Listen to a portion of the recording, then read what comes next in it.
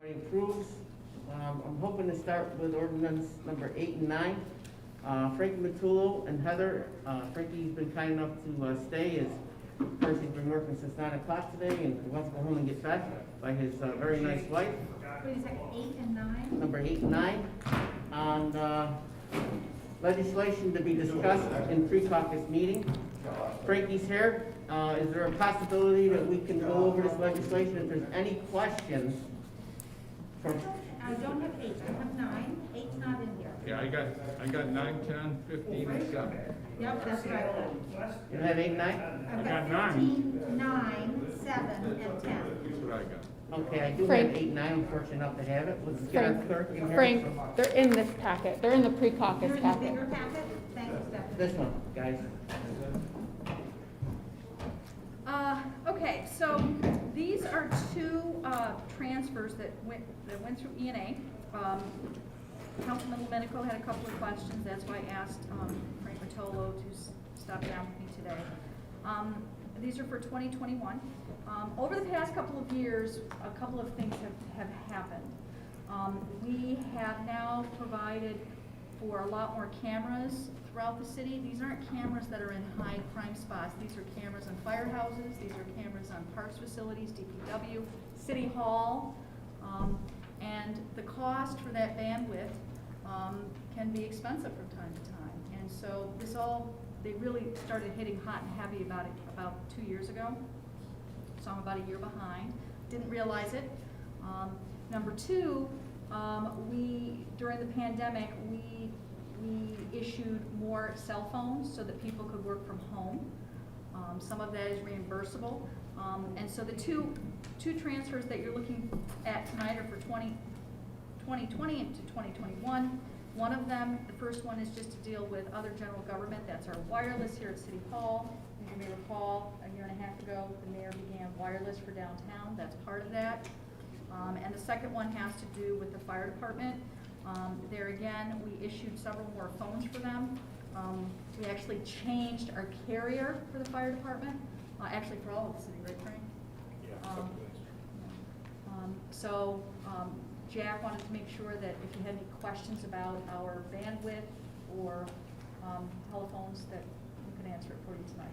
Well, Jack won't be available to answer questions during this. He won't be here until 6. But if my council members have any questions, please direct them. Yeah, I think I asked. It was you. I did ask a question. I don't know, Frank, maybe you could. I know on bandwidth, I know there's different carriers throughout, whatever, Verizon, AT&T, whatever it may be, whatever the carriers are. Do we go out to bid for this, or is it low bid? Maybe get the best price to be competitive so they can compete with each other? Or I don't even know how this works, so I'll talk to you about it, so go ahead. There's differences in what you think about bandwidth. Bandwidth is not, in our case, is not anything to do with Verizon, AT&T, any of that stuff, which is a cell phone or mobile device. We're talking about uploaded bandwidth from, say, a firehouse, Station 5, for example, to bring the camera video, the feeds from those stations back to the video management server. So that bandwidth that we're talking about there is on a carrier grade MPLS network. It's not on public internet. It doesn't go over the public internet. It's a dedicated circuit from each one of these locations.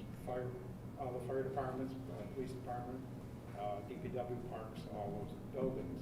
That requires bandwidth. Depending on how many cameras we put and what resolution, the frame rates and all that stuff determines how much upload bandwidth we need. We're not providing bandwidth out, we're taking it in from these locations. So once you do that, the amount of bandwidth that we need here at City Hall has to be equal to or greater than all of these feeds that we got coming in. So that's the camera piece of it. That's a big piece of things. And slowly we chipped away and put in fiber connections in all the buildings to bring that connected those videos to a central server, so we know to record it. Nothing to do with pole cameras. That's an entirely different thing. The bandwidth we use in the city is internet bandwidth, at the police department. All of the other departments come through here, so we provide through City of Utica, through City Hall, all of the internet bandwidth that a location would use, including City Hall. So all of that is all carrier grade stuff. It's not Spectrum, it's not any of that stuff. It's through Northland. They are our internet service provider. They're New York State contract vendor. So in that term, no, we don't bid that out. Because there's really not a lot of people that can compete with that. We're not talking Spectrum. Spectrum advertises, for example, 200 megs of download, but they never talk about the upload. We're not concerned about download, we're concerned about upload. They're not symmetrical, they're under 200. I just don't think I heard you. What's the name of the provider that we do use? Northland Northland. Communications. And they are on state contract, Yes. so. I just And didn't they're a hear local it. company that provides service Right. instantaneously, which Sure. is, everything is good when it works. When it doesn't, Yeah, yeah. you need someone to fix it pretty quick. So you need an extra 36,000 plus to finish the project, correct? I don't. Yes. This is the first time. You'll also, I'll be coming back to you shortly for 2021-22, because I didn't encapsulate that, and you'll also see the budget go up when it's presented in February. Very good. Any other questions for my colleagues? Okay, how about the next piece, which is number 9, if there's any questions? Number 9. This was also for the communications for both the fire and police and codes for the telephone and equipment. Any questions for Mr. Matullo concerning this transfer? Everybody's good? Okay, guys. One question, what type of equipment are we buying here? When it says other equipment? That was coming from other equipment going to the so the first 3 lines, there was budget and codes. There shouldn't have been a budget there, and there was. There was fire, that was money left over in those 3 accounts. Okay. So what I try to do for the most part, when you see my transfers, I always try to take it from the particular cost center or something reasonably near it. You know, I don't like to switch something from mayor to police or police to fire. I'm trying to find things that are similar. You know, this one, the only thing I could find similar to this one was police admin. They had telephone money left, so. But it's going to fire communications telephone. And that's just basically what he just explained in Yep. the previous Yep. transaction. Okay, thank you. Any other questions for Mr. Frank Matullo? Well, Frankie, thank you for spending the Thank you. time. Appreciate it. As it relates to ordinance number 10, this has to do with this fiscal year, the Parkway Rec Center. So we expect, and I think we talked about it, that we're going to have another good year in the 21-22 year. I will tell you that at this point, we are up almost $1.6 million in sales tax for year to date versus what was budgeted. So you'll see that budget number going up to some extent to the next year. And there's 2 weeks till Christmas. Yes. And it's probably gonna get worse because everybody's gonna be shopping from the computers that we're gonna get. It is, but next year, you know, they're already forecasting lower sales, so we, you know, Right. that'll be something we'll discuss in February. Right. I just did get a call from the county. Our mortgage tax check is normally we get about $450 a year and get 2 checks a year. The first check we're getting is slightly over $300,000. If we get 2 of those checks, that's $600 grand. Our retirement bill that was paid today, the 15th, was less than what OSC said it was going to be. Healthcare is about on par. So we're going to have another good year in 21-22. So the mayor is looking for places to invest, and one of those places is the Parkway Rec Center. The Parkway Rec Center has, if you were to look at the revenue line, we don't have people buying memberships there the past couple of years because the equipment is so old. Some of that equipment is 15, 20 years old. The treadmills and the elliptical and the bikes. So we're talking here about the small gym just off the lobby there. that Yep. Mostly Parkway Center members use, right, okay. Yep. But So- that's the whole, like we're talking a building, but the Parkway Rec Center is the whole facility.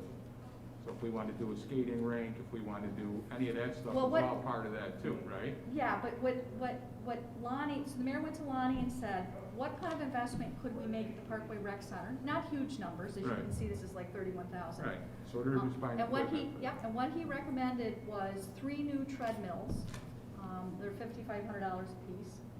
Oh, that must be the total, 5,500. 3 new ellipticals, and 2 bikes. And along with that, he also was suggesting, portable basketball goals, and some folding chairs, special type of folding chairs for the basketball court, trying to get more use. So all of that totals the $31,000. And he couldn't be here tonight. He was trying to get here, he just couldn't physically. He's got Dick Miller tonight, and he had to be on site for that. But I do have pictures of the machines and the chairs that he's looking to get, and the actual portable basketball hoops. So I take it that the reason the money is left over in the softball supplies, materials, contracting, and new sellers is because we weren't fully staffed because of the pandemic and stuff like that? The softball leagues didn't happen this year? Because of pandemic? Yeah. There were softball leagues in the city. Not the leagues that Lonnie had, none of this money was spent. So you can see down below, there wasn't any of this, because I asked him the same question. Wasn't a full complement. I think we only used a few fields at all. There wasn't many teams. There's never teams no more, but yeah, right. Yeah. Okay, but they did play Muni League softball. Is there others? Yeah, but that's not from you. Why, what other softball is there? You know, I apologize, I don't know. I don't have the answer to that Okay. question. All I know is I did ask him about They that. don't have, the city doesn't do any youth, doesn't do any of the youth stuff. But remember, this independently. is about contractual and supplies. We did not go out to those fields. We did not, normally, every year we go out and we put dirt around the bases. We'll buy brand new bases. We didn't do any of that this year. Well, Heather, I have to beg to differ with you. Okay. because I only tell you what No, Lonnie I'm just said. telling you, Muni League softball, I know because I'm an official. Muni Okay. League softball played a full season. Okay. They took care of the fields all the time. That's right, we didn't, though. That's what my point is, it's the city expense. There was no. The Parks Department took care of those fields. They did not put anything to these accounts. So if Okay. they did, they pulled it out of other accounts. I'm just telling you that there was softball in the Okay, city. and I believe And you. the fields were taken care of every day. Okay. So I don't know who did it, but All right. it's no big deal. I'm just. Does anybody have any issues or questions for number 10? Everybody in favor? It is a transfer, and we need unanimous at the door. I'm fine with it. I'm Okay. fine with it. I'm fine with it. All right. How about number 11? Number Section 11, eight. Section 8. As you may recall, we have a new executive director up there, Crystal. She took over about 6 months ago and has been revamping the department. All their costs are paid through federal funds. None of it touches the city's general fund. And I will tell you, they're beginning to struggle with staffing. We had another resignation today. And so she is looking to come back to us to right-size their pay rates, and their staff titles. But what she has asked is that, these were leftover funds in these different accounts, and she wanted to put it to contractual. She's got a bunch of things going on that she's changing up there, so we thought it was reasonable. Any questions for Heather for the Section 8 transfer? No. Everybody approve? Yes. Okay.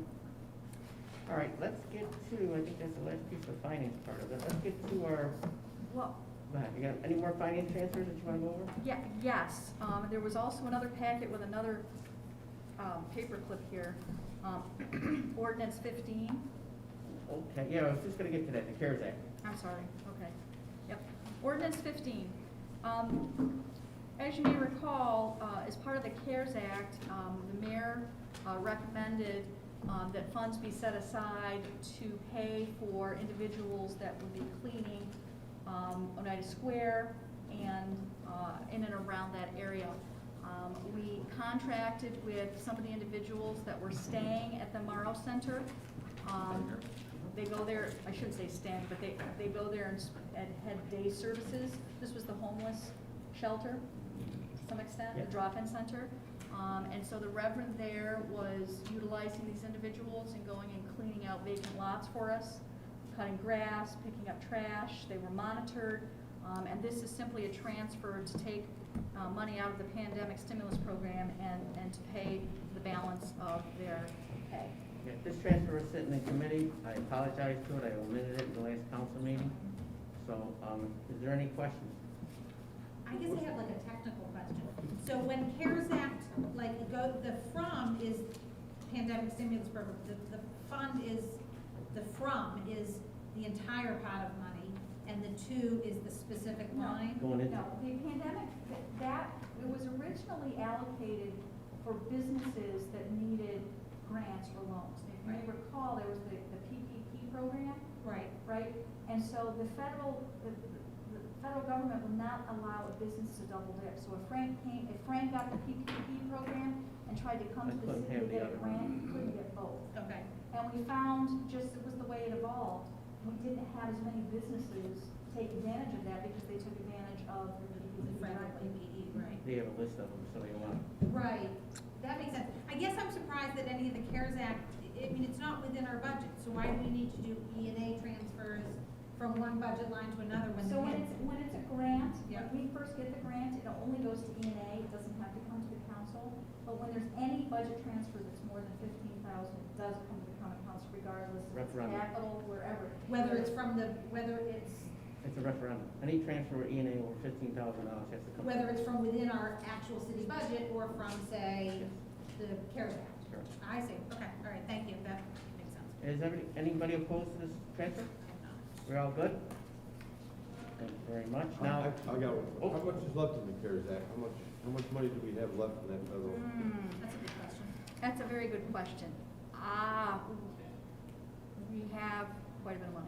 And when I say, I shouldn't even say it because I don't know off the top of my, I want to say several $100,000. Several hundred, or no millions, or all? No it's all millions. gone? Now, remember, this is the money that came down last, like, April and May. This is not the ARPA money. This isn't the 60 It's million. early pandemic. Yeah, this is very early pandemic. This What was the the- total amount we got? There were three allotments. I can get you all that information, I just don't know it. I'm not gonna. can you give Councilman a running balance and Yep. just share that, Yes. so send us an So- email to the running balance of it? So we still have more money coming. What happened to the, what, This month, right? That's ARPA.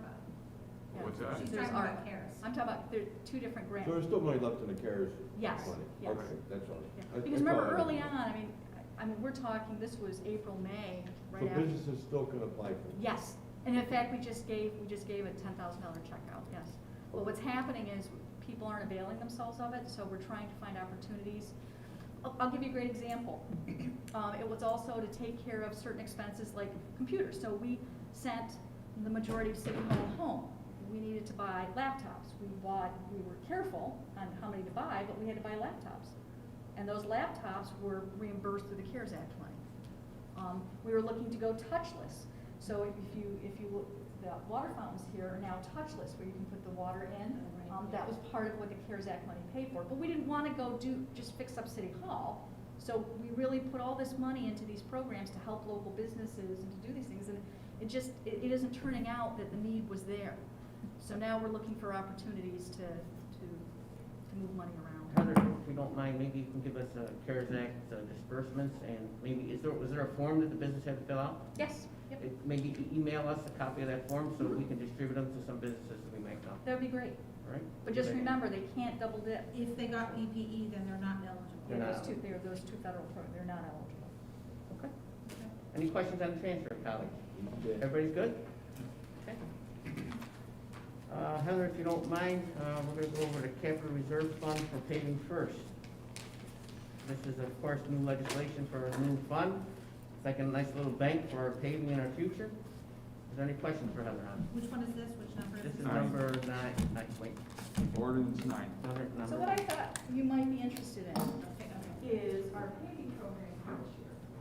So as you may recall, I was down here, I think March of last year, and asked you to approve an ordinance, a bond resolution for $2.5 million. And I said if we didn't have to spend it all, we wouldn't. And what we found is the mayor opted to use $2 million, and the Board of E&A approved $2 million to come out of ARPA funds to go towards the paving program for 2022. So at the top of this form, you see the revenues coming in. The state also, in their budget, when they passed their budget, they increased their Ships some of is the high. allocations to us. As Councilman Beatrice will know, we had the touring program, which we used on Herkimer Road. And instead of using the whole $2.5 million, we didn't actually borrow the $2.5 million. We're borrowing it next month. We're only going to borrow $2 million. that's what the hole will be. We used 2 million from ARPA, Okay. a little more from CDBG. We were able to, originally we allocated 800,000, but we were able to get 976 from Brian. Okay. And so our paving program for this past year will amount to about 8.3 million. That's awesome. It is. Obviously. How much did we actually, I'm sorry. How do we justify using the ARPA on paving, given that ARPA is supposed to be sort of COVID, relevant to COVID? So we hired both a CPA and a lawyer to provide advice. One of the caveats of the 7 items that the federal law provides for is something called revenue recovery. And there's a calculation that you go through, and to some extent that money could come to the general fund. Now, you can't use it they don't want you to use it to buff up your fund balance. They'd like to see that money invested. So it's out of that money, which is part of the ARPA, that it was decided we would do payment. Okay, so then, sorry, Joe, No, so I want to roll back that question a little bit. So how much did we take from ARPA to make up for municipal budget? Like 13 million, right? We could take up to 14 million. Up to 14. But we didn't. We didn't Okay. use it for that because we didn't need it. Right. Because remember, the goal is not to just have our Build fund up balance savings. go up. That's Right. not That's what what the they federal don't goal want. was. Right. Okay. And part of the other reason, I think. But how did we justify up to 14 million? Because There's a pandemic- calculation, the government goes through in federal law, there's a calculation you go through. Right. And we had both our attorney, Wyman Osterman out of Albany, and our auditors who audit us on these calculations. They perform the calculation for us. I'm just a little surprised because in some ways, counterintuitively, the pandemic was good for the city fiscally, right, in certain ways. Because, for example, we didn't hire all the summer stuff that we didn't hire. We saved all that money. So, and we got more sales taxes than we expected. So in some ways, the pandemic was good for us fiscally.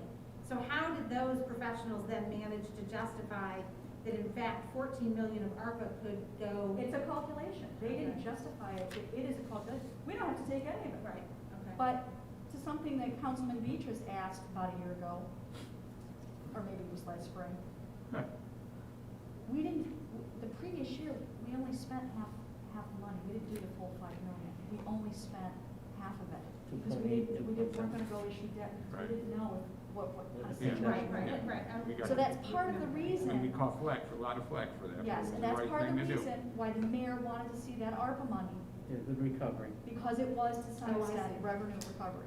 I see That what was, you're saying. you just said that we cut it a couple, last Yes. year. The first year. Because of 2 the years ago. pandemic, Yeah. and hopefully Mhm. this money will help make up for it. Yes. It was almost 2 years ago. We Which is scaled very back. difficult to hear. I I'm have sorry, tinnitus. Yeah. I'm sorry, Right. yes, yes. And one of my ears are not. And this is very confusing. I mean, With the mask. I've gone back and forth, do we borrow, do we not borrow, do we pull more from ARPA? So- We're So trying in to be other good words, stewards. We scaled back at the beginning of the pandemic because we didn't know what was about to hit us. Last year. And then we can First use year. that ARPA money to say, all that scaling back, it turns out, yeah, okay, that makes sense So, to me. at Thank you. the end, I'm sorry, am I okay? At the end of the day, we're supposed to do $5 million. We budgeted $8.24 million. How much did we actually do?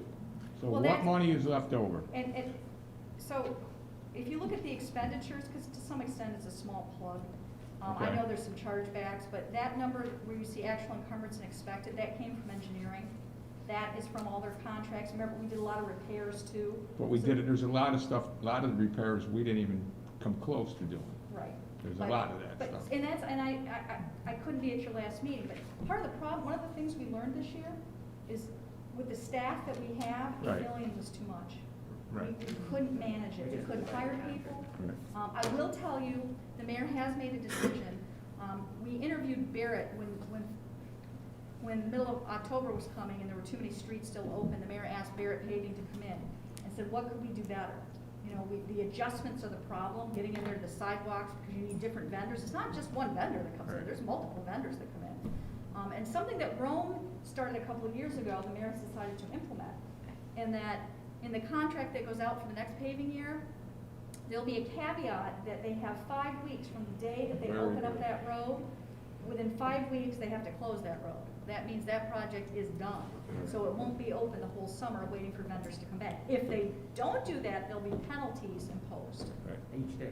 But it also, we pay a little bit more for that. We do. Right, because it is slightly less efficient for them to do it that way. Yes. You're not having one vendor come in and do all of this, and then the next do all of this. You're doing a little bit, yeah. Which is a good thing, I But think. if you calculate the 3 million plus the 8 million, that's over 11 million within a 2-year period. We're Right. still $1 million above the Above what we revenue. were supposed to do. Yes. Yeah, All right? and we did the right thing the first year. Yep. So as it relates to the question of the ordinance, putting $750,000 away, you will be in control because of the common council. We can only, at E&A, we can only move up to 15,000. That money will sit there until such time as you decide to use it on paving. It can only be used for paving. So for future administrations, future mayors, that money is not gonna be sitting in an account where they can just use it towards regular general fund expenditures. Unless the council did another E&A to move it back out of that into somewhere else. No, you No? can only use it for paving. That's it, once it's there. Once it's Patching, there. milling, So, Right. road out of repair. that, so there's 750,000 there right now, right? Or when we do this, if we approve this. Yes. So next year, when we usually borrow 2.5 million, we won't borrow 2.5 million, we'll borrow the 700. That could be, it could be that the mayor recommends taking more ARPA money. I don't know that he's gonna do that yet, haven't discussed it with him. Okay. It could be that the state, remember, and that was something else we talked about last spring. The feds have just passed a highway transportation program. That money could be coming down our way. So if we can utilize that money, we keep the 750 there 50 for in the 2 first. years from now, or 3 years from now. But at such point where you decide that we don't have other money out there to fill those buckets, that money will fill that bucket. Right, okay. Any other questions on our paving legislation that's sitting in committee? Everybody good with it? Excellent. Let's go to number 10, which is of course similar. We're putting a little bank together for the buildings and alterations for city buildings. Yes, so, there is a little bit of amendment here. Everybody got the one with the yellow little, No, I don't. So, what the mayor originally Oh. proposed, and what got sent down here was a little bit different. Court counsel's office thought that they would make it a little, Where'd you get that? easier to spend money out of it, but that wasn't the mayor's Wait, goal. is this one? Mhm. Okay, it says 7, Yes, we do have to correct the ordinance so number. on instead it. of 10, I would say we use the number 10 because that was in committee. okay? And we're gonna say that this piece of legislation was amended in committee. Okay, Please, sorry. go That's ahead. okay, that's okay, and this is something that councilperson, Friend pointed out at the last, after the last meeting. It was the mayor's desire that this 750 that's being put in here would only be utilized for police, fire, and DPW buildings, not city hall. And so when it was written to include building out alterations and improvements for all city assets, and that was not the mayor's goal. And that's not what we committed, when I met with each one of you, that's not what we committed to. And so the mayor feels, 750 is nowhere near enough, but if it's decided in next year, 2 years, 3 years, that we're building a new fire station, or that we're updating, more on the police station, instead of borrowing, we can use that. So we're passing this one tonight, not this one, correct? Sorry for the interruption. But we're gonna call it number 10. Correct. Okay, sorry. Sorry, Dr. Green. That's okay. So the mayor was recommending putting 750, because we know that our buildings are in disrepair. Are there any questions on the proposed legislation to put a little bank together for their disrepaired buildings throughout the city?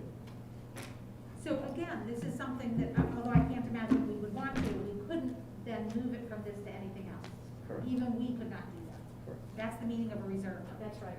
And the most important caveat is this, that E&A, any transfer over $15,000, or any accumulated transfer that goes over, say they did 5, and then another 6, You get to the it 6, has, you got the it. 6 has to go to the council Right. for approval.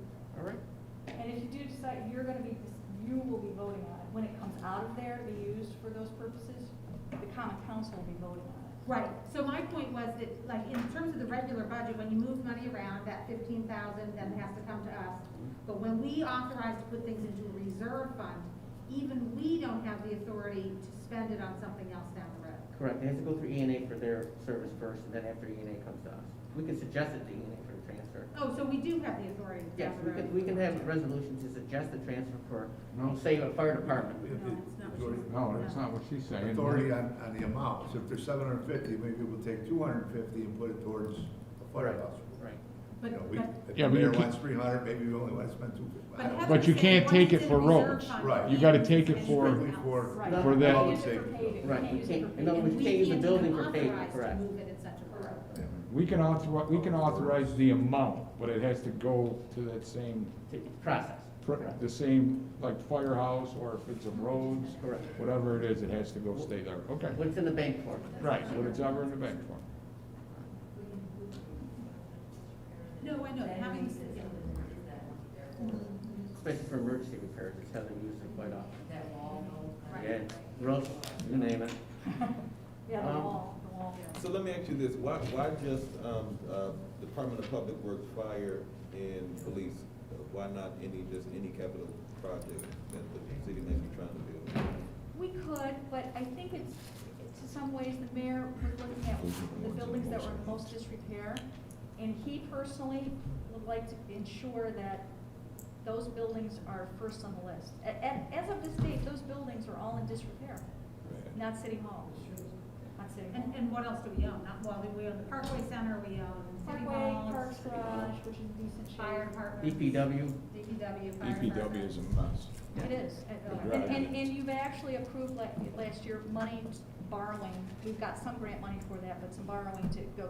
And that specs are being put together right now, so we intend to get that in the field in January for the wall. But it's only the wall. It's not the rest of that building over there. And there's no expectation that we would ever decide, or that in the near future, we would decide to move the DPW building, given that it sits in a floodplain. That's just too sort of prohibitively expensive. And there's no other piece of land. right now, no. Right. I'm just thinking, But the mayor's got some projects on the horizon, thank God. So we'll see. right, I'm just thinking you don't want to put money into a building that 5 years from now. It's going to be He torn doesn't down? want to? No. Yes. Probably not, you're right. Exactly. Absolutely correct. Right. Is there any more questions on, number 10? We're gonna change the number on it. We're gonna take From that right off the 7 to 10. agenda. Ordinance number 7, we changed number 10 in committee. So everybody, please change that. We'll take it out of committee as, So we're gonna amended. use proposed ordinance 7. Yep, Okay, okay. this one's just. And we have one last piece, sitting in committee for the fund balance, for the balance for these accounts, for Board of E&A. It's ordinance number 7. Is there any questions on that? I just wanted to mention something. So wait, we're gonna have 2 ordinance 7s then? No, First, we enact the bank 7 account, then we 10. put the money in. Okay. Okay. So, just a quick word, when you pull out a committee, we're just gonna pull it out, by the date they were issued anyhow, and we'll read the date. Because the numbers, the agenda for this evening is already up to like 18. So don't even worry about the numbers. When we pull them out of committee, we'll pull them out of committee. Right, but I just want the ordinance number 7, just strike from the record, and just use that one as amended, all right? If you don't mind, Mr. President, go ahead. Is there any questions on the one sitting in committee, ordinance dated 12/1/21? It's concerning a transfer to put the money into these bank accounts for both the paving and the buildings for the city of Utica. Do we have any questions?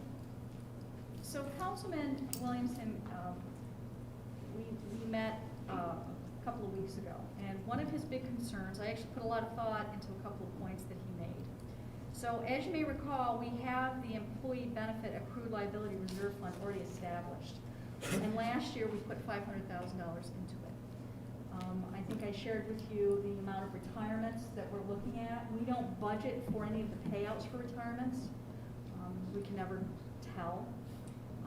So we have 500,000 sitting there right now. I had suggested 100,000, or $1 million, excuse me, to add to that, so it would move to 1.5. After having a long conversation with Councilman Williamson, he said, why would you want to put all of that there?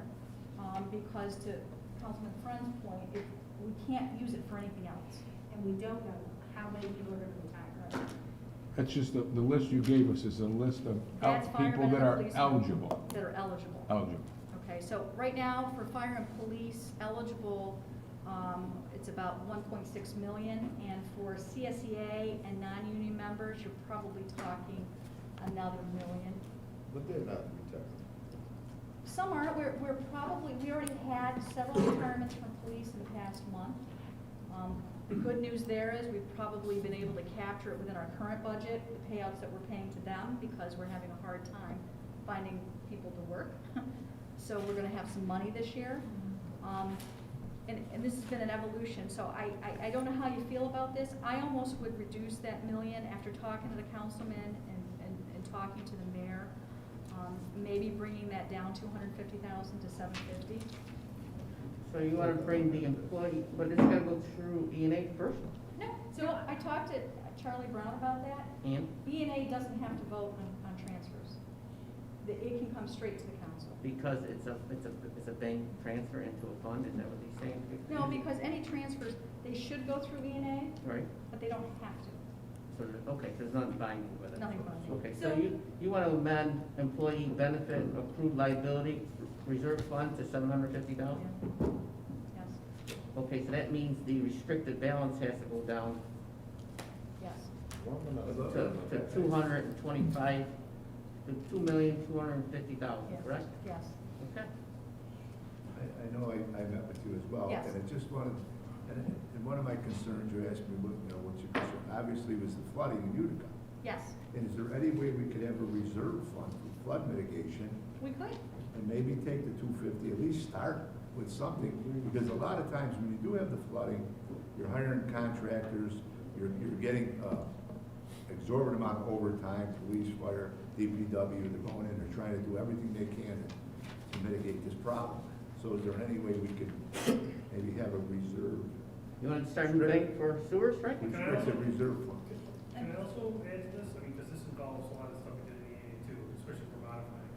So the other thing, obviously there's specific reserve funds. We did the first one a couple years back for a very specific reason, having to do obviously with the retirements and settlements, et cetera.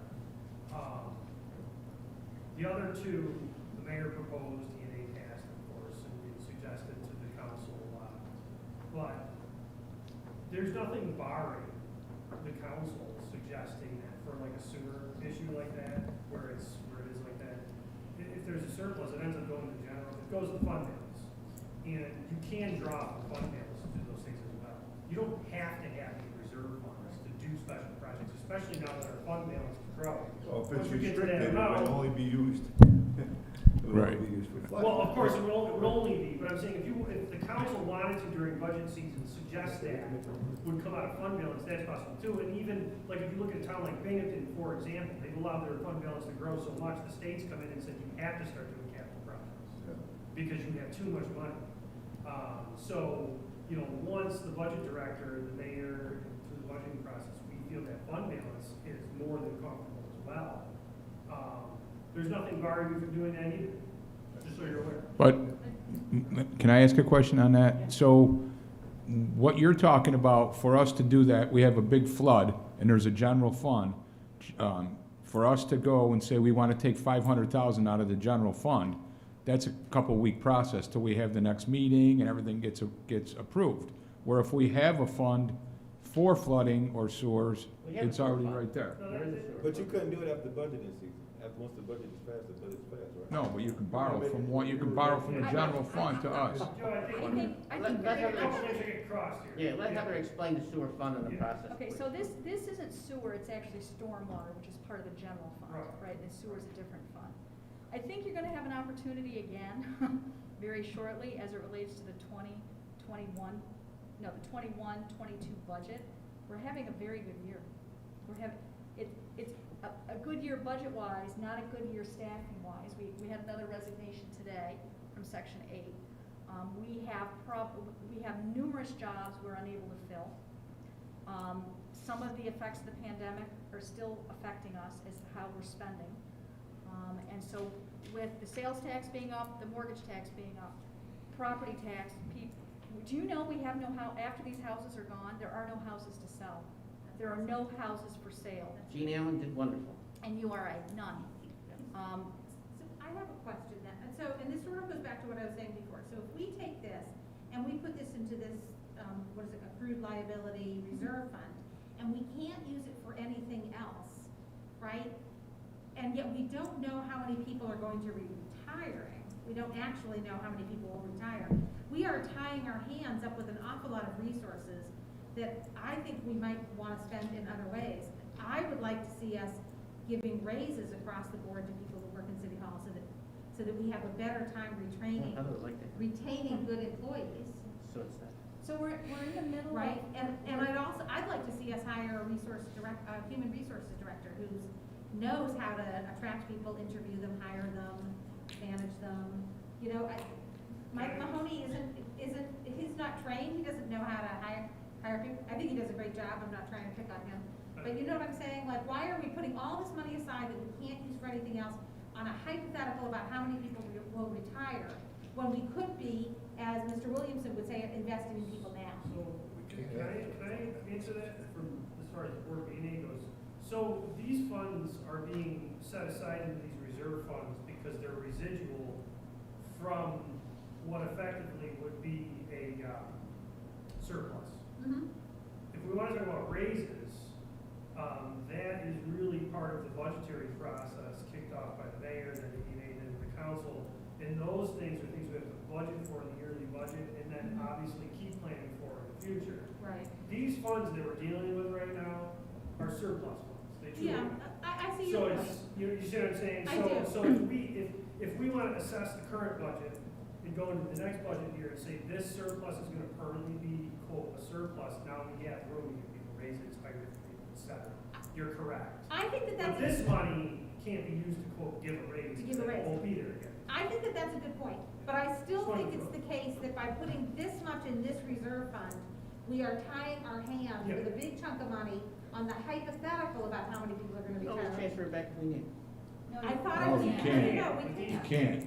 Wait a minute. That's the whole point of the. Once it's that in was these the funds, original you can't transfer it. Once it's in the bank account, you can transfer the money towards something that else is needed. If you put it in, you can take it out. No. That's No, not, not if- not So you want to in- earmark it directly for that. for all four of And you these. feel comfortable that you were gonna use, we can always use it for paving, we can always use it for building before we take out any capital loans anyways, right? These are reserve, that's what reserve fund means. It can only be, it's in a Yeah, never mind. lockbox. Never mind, we can use it for Well, that. and if you don't put all this money, and although I did vote to approve this transfer, because we did discuss it, you know, as planned for the council to consider like this.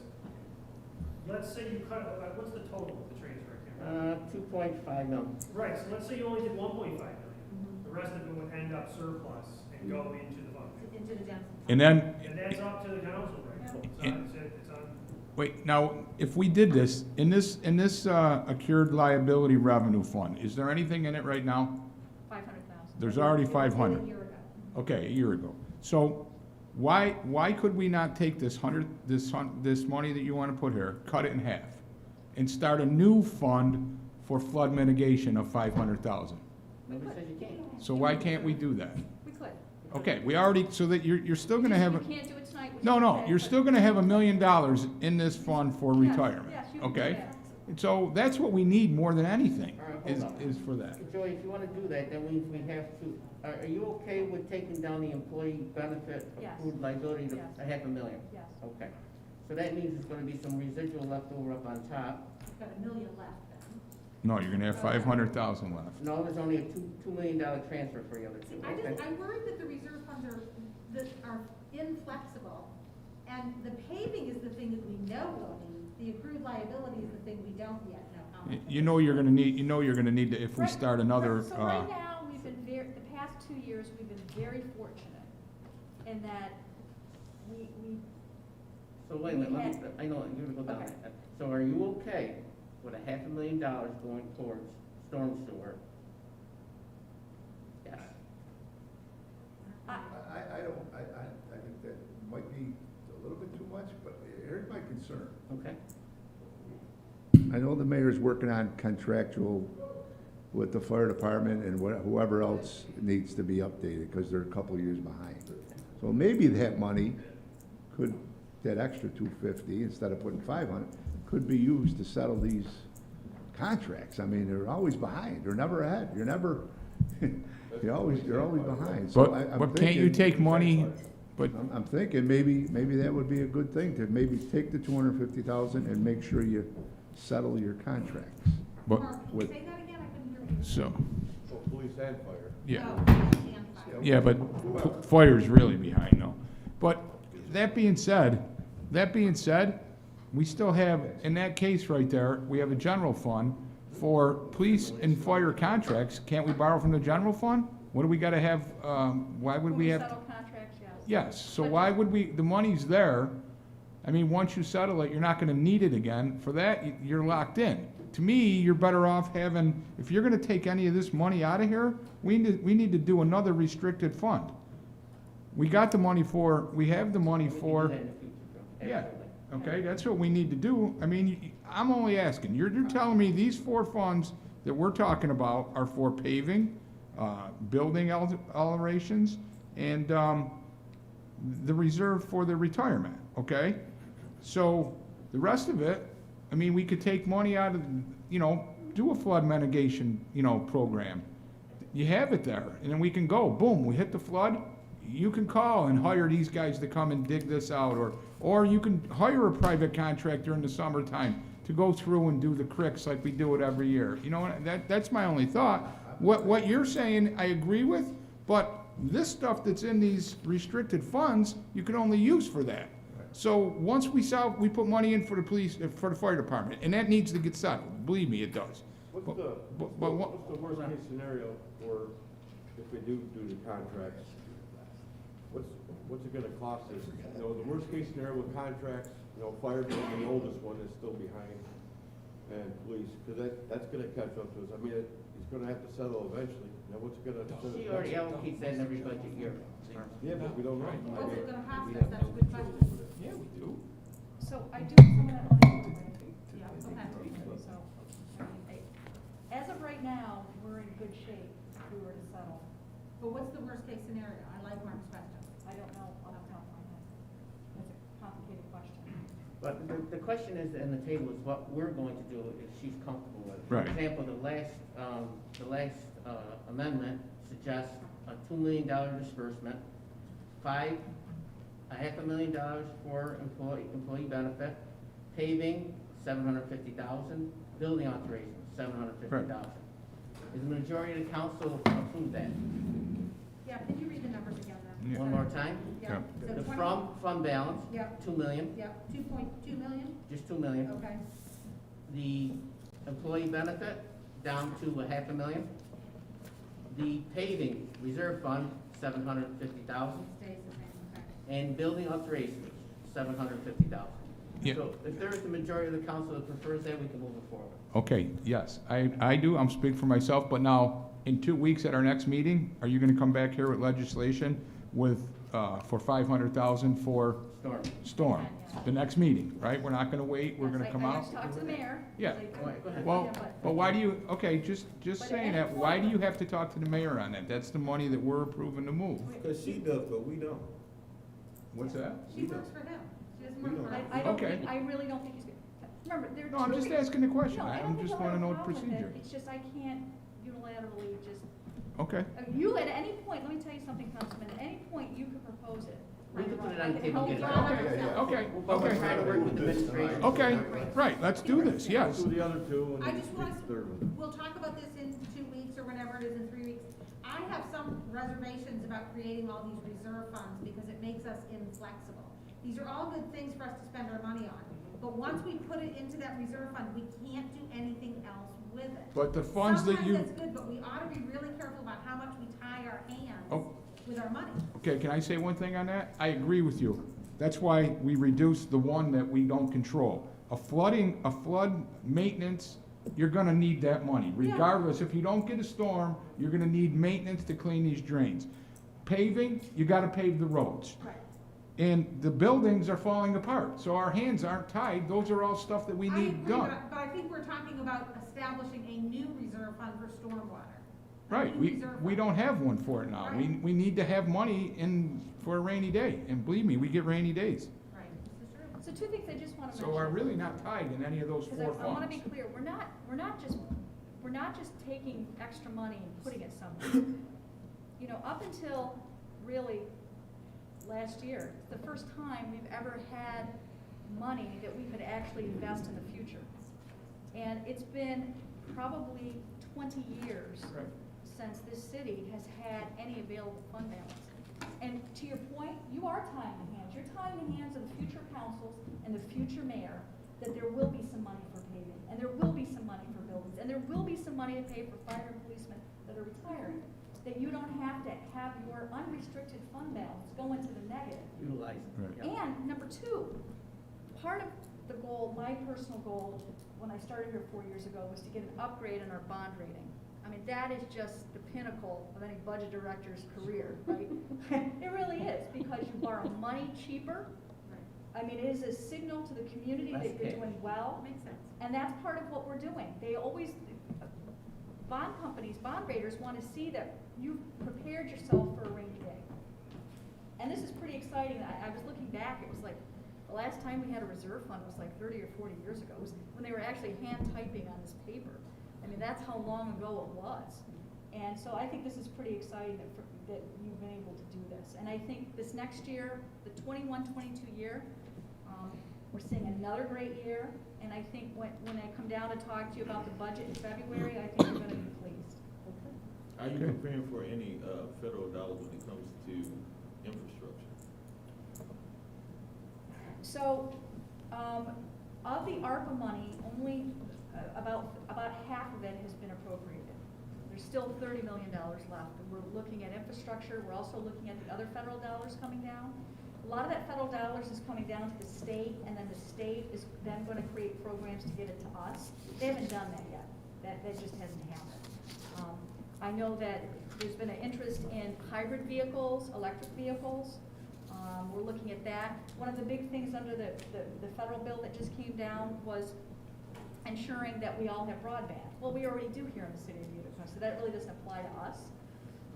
There's quite a bit of money for lead pipes in there. We're trying to take a look at how can we assist lead pipes, especially in our inner city where the buildings are the oldest, the houses are the oldest.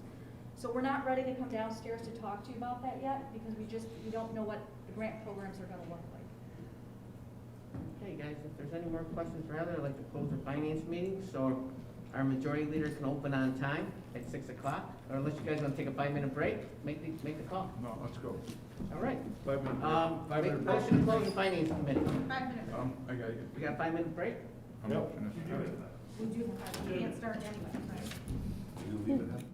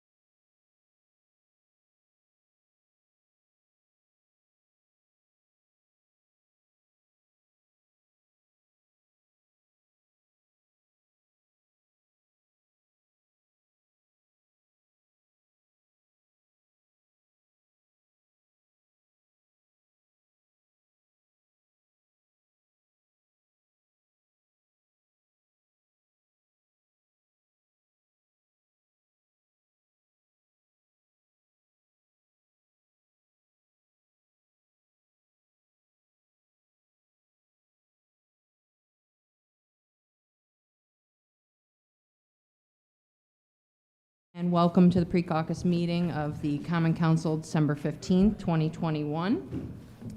We're going to get started because we have Jack Spieth here with us with the local law establishing a sustainable energy loan program, PACE, in the city of Utica. Introductory local law number 3 of 2021.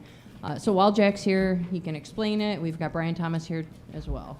He wrote us a lengthy Yeah, I don't know if anybody, I think the memo attempted to answer all questions that were raised at the last council meeting. I don't know if it raised additional questions or if there were any questions that I might have missed, but between Jack and I, we'd be happy to take those questions now. Just a quick question I have. I know the government come out with the PPP loans or whatever, and it went to a local bank, and then after that, you had to qualify, and then the bank, our local banks would give the businesses the money around the area. Is that gonna happen locally with our banks? Maybe the state or whoever's funding this gonna give the money up front to the banks and then they can distribute it, or how are they getting the money? There's capital providers that are out there, kind of like venture capitalists or groups that, So you're gonna be dealing direct with, right, they go right to them. It's just, Okay. just the same as, you're looking to expand your business and you're gonna go to a bank. This is a very specialized group that deals just with energy efficiency projects. Again, the solar, the geothermal, it could be air-based heat pumps, things like that. okay, all right. So I You just have have the a very floor. basic question. So if I have a business owner in South Utica who has said to me, yeah, I really want to put solar on the roof, I can have him call you and you'll tell him how to connect up with this program. Correct. Okay, great. Any other questions? I think we should move it. Yeah, let's go.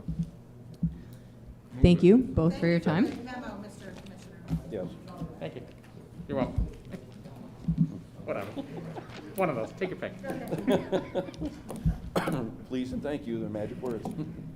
Next, we'll be moving on to ordinance number 2, approving the designation of Jose Ramir de la Cruz Hernandez as an eligible and qualified project sponsor pursuant to Article 15 of the General Municipal Law for the purpose of the sale of 126 Eagle Street in the amount of $5,000. It's in Councilmember Moody's district. Do you have any problems with this? I don't want your position ever. Generally, no. This is for It's- Wednesday, right? No. Yes. Aren't we changing something here It's- because there was no public hearing? You gotta do 5 of them together. Did you read that? 'Cause Kathy was out. Yeah. Okay. So I think that Mr. President, we have a question. There's no public hearings tonight, correct? ordinance On 2 and No. ordinance 4. We're not. 2 and 4 were So, not, right? 2 and 4 are remaining in committee? Just 2 and 4 were the only ones we had public hearings. And we're not doing that. You No. can't have Right. public hearings, they're not, Okay. canceled. Moving on, resolution number 20, calling for a public hearing on the sale of 126 Eagle Street in the amount of $5,000. Is that, wait, So how do we sell the property? yeah, So, do we wait. have to call for another public hearing? I know. Yes, for 5 properties. It was in the If you'd email like to, today. The 2 properties, so remember this started the last meeting, we talked about. Yeah, we talked about it. All right, so, we recalled the public hearings tonight for the 5th of We January. do that? Yes. Okay, so. But for 5 properties, the 3 we were gonna do tonight and these 2. All the new ones Are that good. are in there are just the same. Okay. Right? We're only talking about the 2 that we were supposed to have the public hearings for, so it's at the top of the packet. Right. All I'm saying, it's gonna be 5 now. It was Okay, gonna be so- 3, it's gonna be 5. Understood. It was right in the So- email today. Clerk, can you mind doing ordinance 2 and 4? Can we get the, public hearing legislation ready for that so we can pass it? It's in the packet. You already have it? Yeah, Yeah, that's, we got it in there. Okay. You just have to rescind ordinance 2 and 4. Right. And pass the 5 resolutions and then It's in 5 there. ordinances Well, to committee. we don't need to rescind 2 and 4, because they're already in committee. We're just not gonna call them. They're already established for They're already established. right. Okay? Right. So, all we need to do is recall the public hearings, and then if we'd like to, pull out 2 and 4, and amend After the them, public so that it writes that the public hearing will be held on. Those are the sales anyways, as long as we call for the public hearing in the 5th. We'll leave them in there till the day we pull them out, we can amend them that day, is that okay, Mr. President? Yes. Yeah, because then it'll read the public hearing was held on, if we amend it that day. So we don't need to do anything to it. Right. Resolution number 20 calls for the public hearing on Wednesday the 5th. Right. So that is good. Yep. Are you okay with that, Councilmember Moody? Yes. And then we'll just, right. And Next we're- one is. And we're going to discard the 21, We're gonna commit it. no. Discard 21. Yes, because the one in committee, we're just gonna change the date. You can do it either way, because the clerks did obviously put the new ones as, 21 and 23. I got that. back already. So do it. So it's easier just to discard and go to the next one, okay. Correct. So then ordinance number 21 would be the, yes. Yeah, so let's just go through it. Because it's already sitting in committee. So do you want me to go through? Correct. 2 and 4. Just go through this, Okay. okay. The sale, ordinance approving the designation of the sale of 126 Eagle Street. Next is resolution number 22, calling for a public hearing on the sale of 1007 Stark Street in the amount of $25,000. Councilmember Burmester, are you okay with this? Yeah, discarding number 23. Yeah.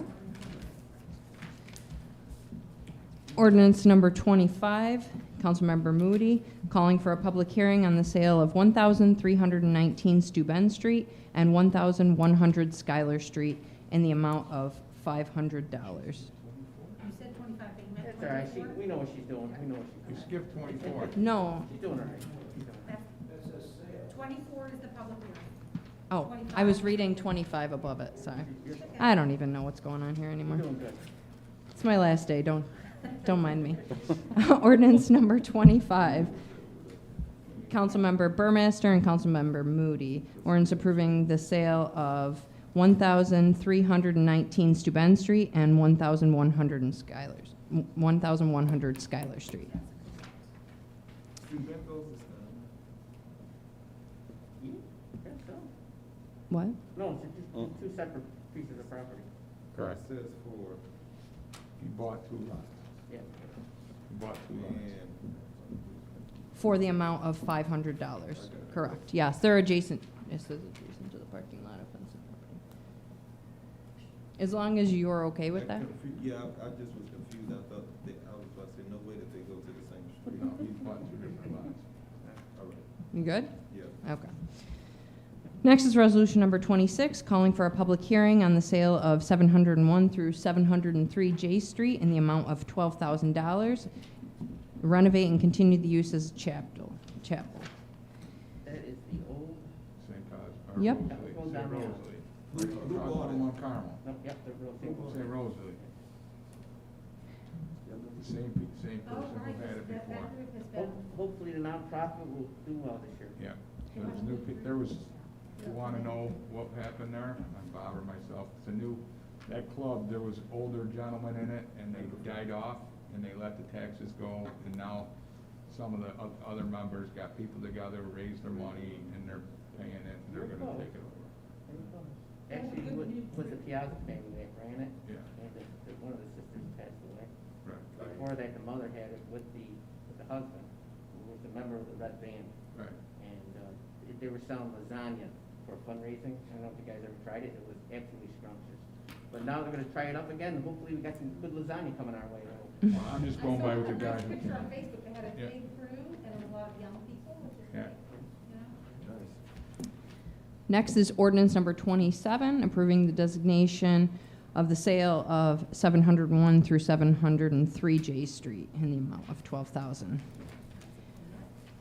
Resolution number 28, calling for a public hearing on the sale of 1,110 Blandina Street in the amount of $20,000. Councilmember Miola, are you okay with this? Absolutely. And the corresponding designation. Mr. President, you're gonna be able, Mr. President, you're gonna handle our sale of our property, sir, please? Thank you. Next is ordinance number 1. Councilmember Moody, intersections where stop required. ordained that Section 2-16-358, Schedule C intersection where stop required be amended to include the following. I'm cool with it. You are good with that. Next one is Councilmember Miola, intersection where stop required. This would be amending Mortimer Street and Jefferson Ave, two-way stop northeast and southwest corner of Mortimer. Yes, ma'am. Next is Councilmember Moody. I'm good with all of them that you have there. You don't even gotta go through each one. This is ordinance number 3. It's an intersection where stop required. So Or 3, 4, 5, and 6. I'm good with 6. Okay. Mortimer Street and Howard Avenue, T intersection, one-way stop northeast corner of Mortimer Street. Next is ordinance number 4, Councilmember Moody, intersection where stop required. This would be amending Dudley Ave and Mortimer Street, four-way stop at each intersection. Next would be ordinance number 5, Councilmember Moody, intersections where stop required. It would be amending Nielsen Street and Mortimer Street, four-way stop at each intersection. Ms. McCurry, these were updating the files, remember we talked about Yeah. our code. This is my last meeting. I want to read them all. Okay. All right, give me just. No, I'm good, you can read them. Or- Have you finished that list now? This is only for Mortimer Street, because Yeah. when I did one in my section for Mortimer, I went down all the way to, Delvin's section, I go, nope, yes, nope, Oh, yes. man. So there's a lot of them out there, if you guys wanna Couple- have a little fun, I'm gonna do it. all right? Ordinance number 6, Councilmember Miola, St. Vincent Street and South Street, northwest and southeast corner of St. Vincent Street. Stop is required there. I just want to say, you know, Mark doesn't have the sign, so you can't get it. We'll be paying them, it's gonna be a while. Yeah, the metal, the Metal square tooling. metal tooling with the hole. Galvanized perforated He post. can't get them right now, so. That will be about it, so I just want to know that the sign won't be up anytime soon. Mark been telling me he been backorded all summer, so we need to figure out. We have extra funds. We can get them somewhere else. A reserve fund for it. Perfect. Ordinance number 7, an ordinance establishing a capital reserve fund to finance building We're gonna strike this one, because we already have the one, Yeah, I wasn't gonna read it. It's, So get no, rid this of is number the amended 7. copy, this is the one we're gonna use for committee, okay. all right? Is that one also covered? Oh, it's the one It's that's. the same one with the yellow. Yes. Okay.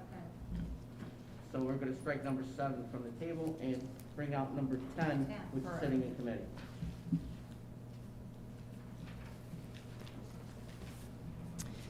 Ordinance is not the highlighted one, the other one, correct? No, it is. The highlighted one. Highlight's the one we're gonna use.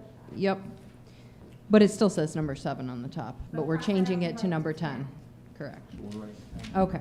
So this is an ordinance establishing a capital reserve fund to finance building alterations, section 2-2-105.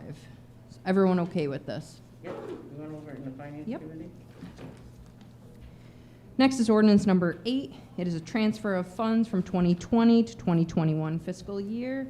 It is going from A59999-999 contingency account in the amount of $36,497 to A51989-423 other general government telephone in the amount of $36,497. The explanation is to adjust for new phone, wireless, and camera lines. Next is ordinance number 9. It's a transfer of funds from 2020 to 21 fiscal year. It is going from account A53625-423, codes telephone, in the amount of $5,000. A53412-202, fire communications other equipment, in the amount of $9,570. A53122-423, police administration telephone, in the amount of $7,450. To A5415-423, fire communication telephone, in the amount of $22,020. The explanation for the transfer is to adjust for unexpected cost for small item versus budget.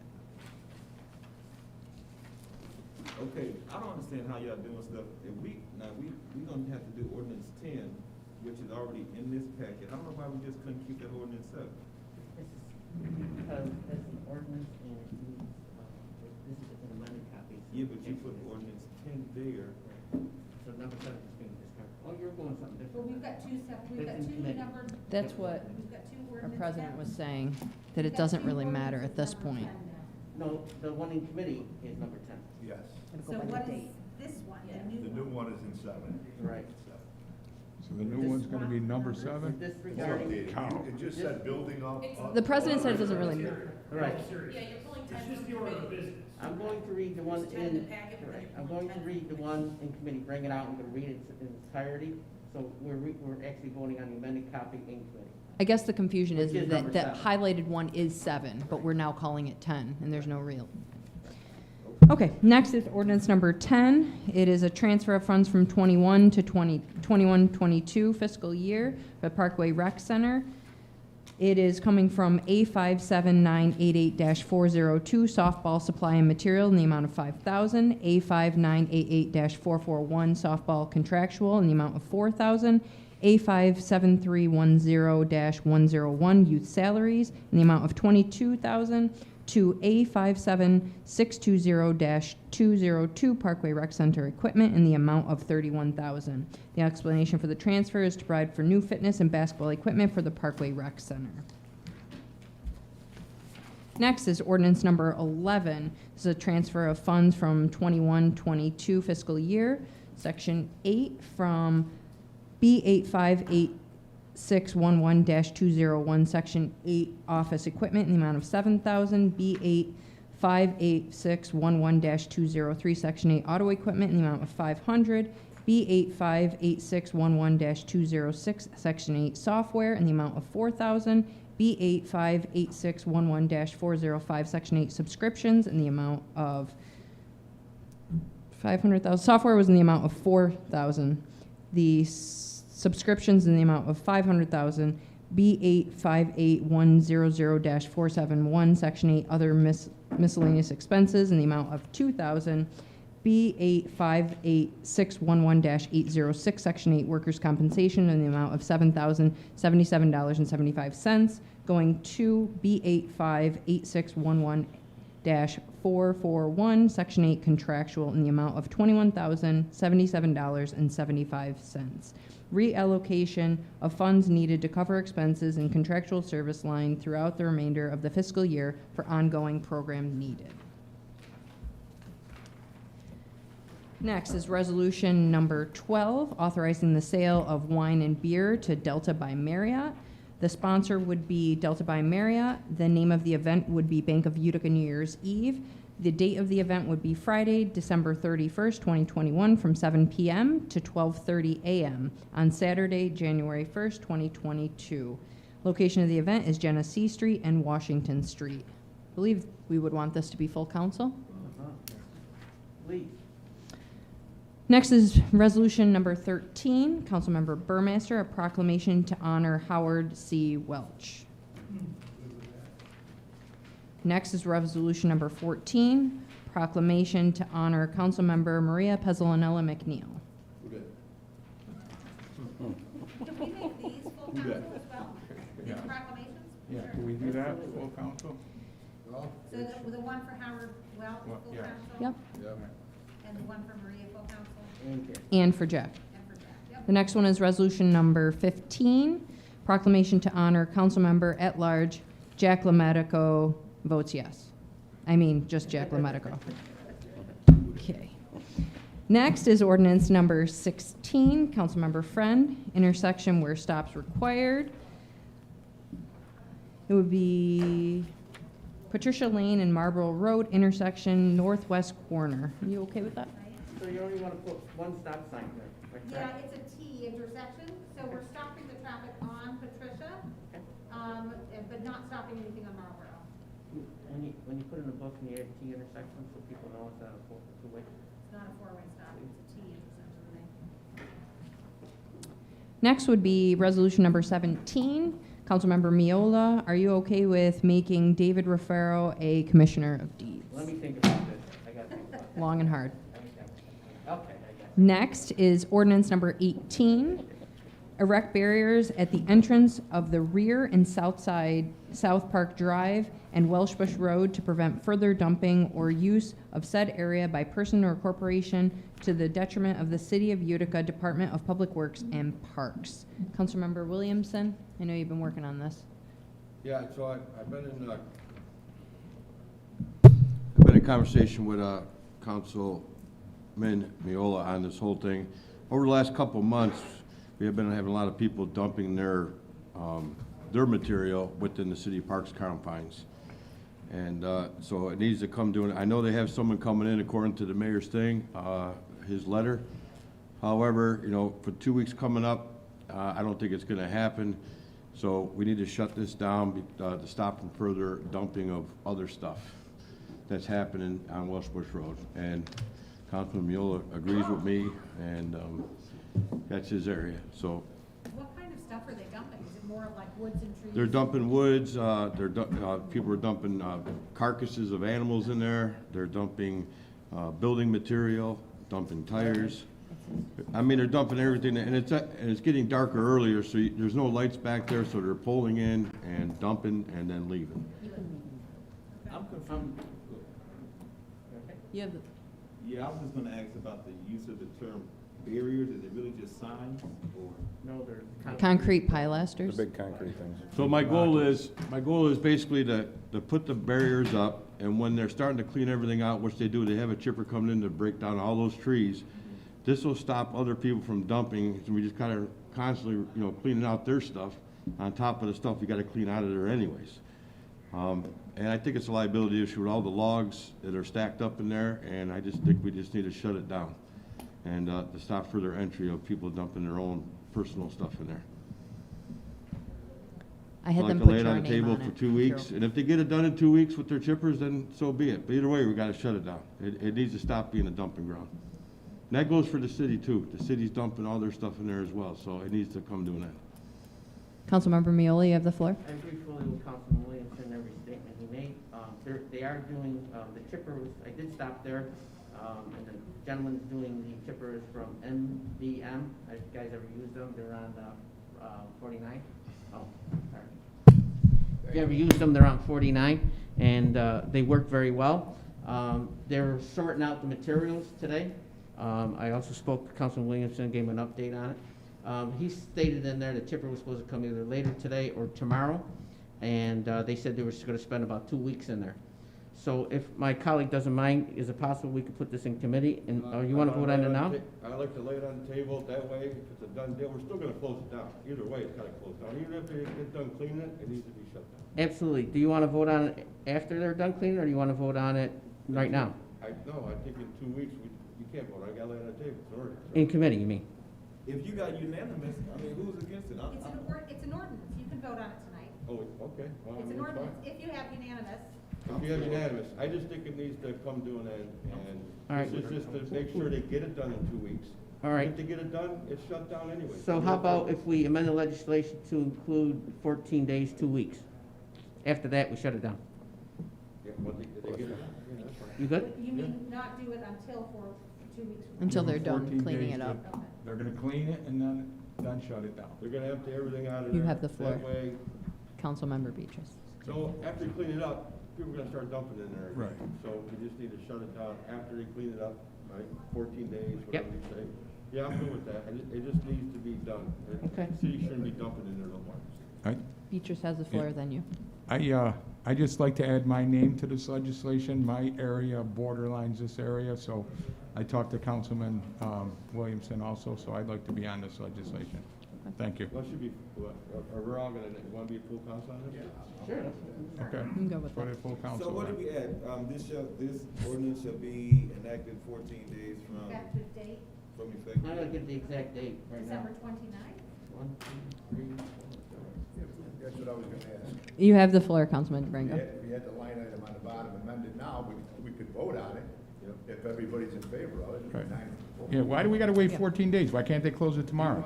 Because Because they they're- still have to clean it up. They're going in and out of it. They have to have access. They gotta have They can't have the barrier. Okay. How about, we do it at the end of the year, January 1st, beginning of the year? It should be completed by then. Our so- next council meeting? Yeah. Is it okay? January 5th, okay. January 5th, okay. Effective date, Effective date, January 5th, closing. There you go. Concur. Very good. 2022. Right. Where are you gonna put that, Mike? I could put it where therefore, I'll just add it to the bottom. That's the Effective bottom. date, January 5th, 2022. All right? Last resolution, Councilmember Moody, it's a proclamation to honor the historic promotion of Lieutenant Star Wooden. Is everything good with that? Yeah, you all want to be full council? Yes, please. Yes, I'm in. Anything else we want to talk about, discuss? Councilmember Yeah. Beatrice, you have the floor. Yes, I want to pull out of committee tonight, ordinance number 2 and ordinance number 11. Okay.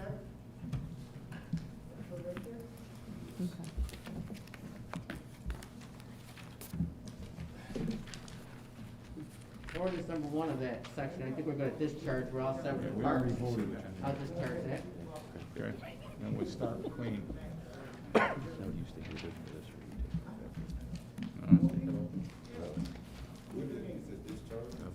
Discharge ordinance number 1. And, Councilman Beatrice would like to bring out amend zoning ordinance and definitions 11/17/2021. What are you seeing there? Around the 229-7. And number 11. 2 and 11, Yep. okay?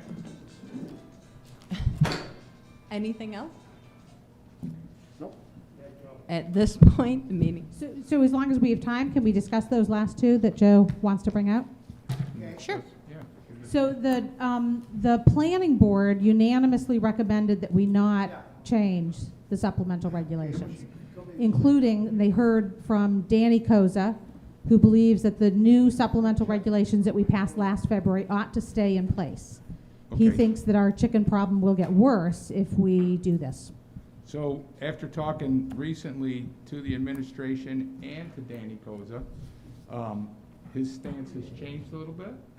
And I'm sitting at this desk because I was elected by the constituents of my ward.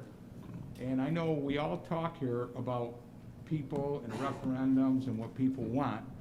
But I would say right now, overwhelmingly, that the people in the city I'll speak for the people of the 6th Ward, have a serious problem with chickens and bees in their backyard. And I think it's a nuisance. I think it's, as far as Mr. Koza or anybody else saying anything, I kind of disagree with what they say, because right now, when the law before, in the old zoning, there was not supposed to be chickens, and yet there was there, and they couldn't do anything about it, okay, because people were hiding them. Now, at least, if they see somebody's got a chicken there, it's up to the codes to come there and say, you gotta do something. And I'm not gonna put a time limit when they gotta go, let the codes deal with it. It's gonna be as soon as we pass this, in the first month of the year. If we can pass it, hopefully I have the votes. I'm bringing it to the floor tonight. If I don't have the votes, I don't have the votes. I believe I do. And that's what we need to do. That's just my opinion. I'm working for my constituents, and I know they don't. We already have a major problem. You heard Mr. DeSpirito come here last week, and I know we sit there and we listen to it. We also have a major problem, and I don't want to bring it up, with other animals and stuff like that. We don't need to open ourselves up to another problem. That's just how I feel, and that's all I got to say. You have the floor. Thank you I so want to make much. a comment. Oh, go ahead. Yep, thank you. You can have the floor next. I'm not comfortable with a unilateral law that just says we're just gonna ban them all within city limits. I think that's for lack of a better term, overkill. I think there's a way for us to regulate it. The problem with feral cats is we don't have a way to regulate it that everybody agrees upon, right? But I think there is a pathway forward to regulate this in a way that's already been outlined through the code. That's number one. Number two, I'm not in favor of necessarily banning something because we have a perspective of what the majority might want. I grew up in North Utica. I grew up in a home that had a whole bunch of land on Herkimer Road. And so having that, you know, if my family, who was from the South Carolina, and agriculture, owned a farm down there, if they would have wanted chickens in North Utica, and we did it in a good way, it would not have necessarily been a nuisance to my neighbors. I mean, because they were nowhere around, because we had so much land. So to me, to just say, oh, because we have this feral cat issue, or because a few people don't like it, that we're going to ban it for the entirety of the city, not taking into account that the city is both urban and certain rural parts, North Utica, certain parts of South Utica, and others. I just think that we should reconsider that. And also too, there has been a tremendous amount, given talking to others, there have been people that came to this council, maybe not this council, but in the past, those of you all that were here, that wanted the ability to have chickens and bees within the city limits. So who do you listen to? They might not be the loudest voices now, but for what I understand, there were loud voices pushing for this component of our code within what we just passed. So I think we should keep the bees and the chickens. I think we should figure out a way to regulate it. Most of what I'm hearing in terms of issues from the roosters are not allowed anyway. So that's where I stand on it. Thank you, Madam President. Councilmember DeBrango, you have the floor. Yes, thank you. I don't know, it's a tough subject, but even though I feel that the council, you know, is some sort of responsible for it because we didn't catch it, and there's 2 laws on the books, I do feel the administration should be responsible. I do feel that the zoning committee, the zoning board should be responsible, because if they would have known, we probably could have corrected it before it actually was enacted by us. So I'm gonna blame all 3 for it. I don't see how the city could enforce it right now. We don't have any rules to enforce it without it spiraling out of control. So if we do allow it, it's going to spiral out of control. My thought process would be that we don't have any rules for the codes department to enforce this law. So I do sympathize with the people that may have purchased chickens and built the coops and whatever, and you know, spent some time and money on it. But right now, we have no rules of enforcement, so I'm not going to support it right now. I mean, it may be introduced down the road, but right now I'm going to have to vote to repeal it. So I just want to let everybody know that. Thank you. Council President, you have the floor. I just wanted to, I attended the planning board meeting, in which case they talked about this. I also did speak on it. 2 things. The first, I think if the council votes on this, they should really separate the discussion of chickens and bees.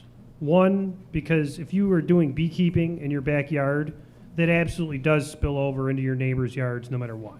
Okay? That's the case. Whereas if someone does have 6 chickens in the center of a 1-acre plot, which there are such plots in Utica, and they're fit with all the regulations, it will not, if it's done appropriately, spill out into your neighbor's yard. So they are 2 separate issues as far as that has to do with it. But I just wanted to summarize, and you can go back and listen to the recording yourself, what the planning board discussion revolved around. They went back and forth with the actual regulations as written in the current zoning code that we passed, and did go through all of the rules and regulations that codes does have in the current one that's passed in February 3rd to enforce this. So there are very stringent regulations to which there's setbacks enclosure types, et cetera, et cetera. So there are absolutely enforceable things in the, sorry, I got a lot going on around me here.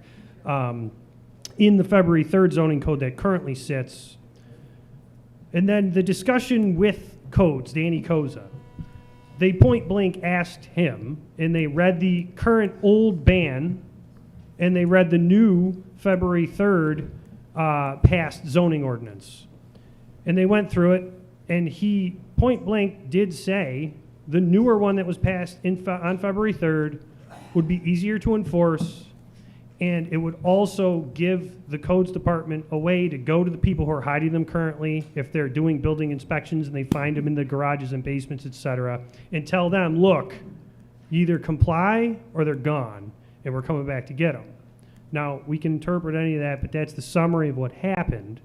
And then at the end of that discussion, multiple planning board members did discuss the fact, and this is why they voted unanimously to recommend that we don't repeal the February 3rd, is that the way it was written in the February 3rd new zoning code only allows the people who want to do this lawfully, who are purposely not because they don't want to break the law, and the people who are breaking the law are going to continue to break the law.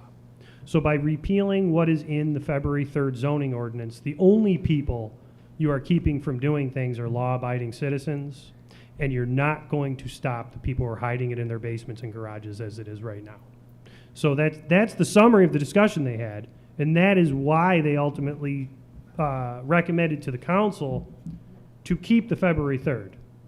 I just wanted to go over that because and as far as we keep going around the room saying that there's nothing in the February 3rd ordinance to designate how this would work, how it would be regulated, what the rules are, it's extremely specific with the rules. Yes. I just want to agree put it with out you there. there. But Yeah. what are the consequences for somebody is doing it illegally? The same we one- have nothing on the books to say you have a $50 fine for each hen or chicken, whatever you have on your.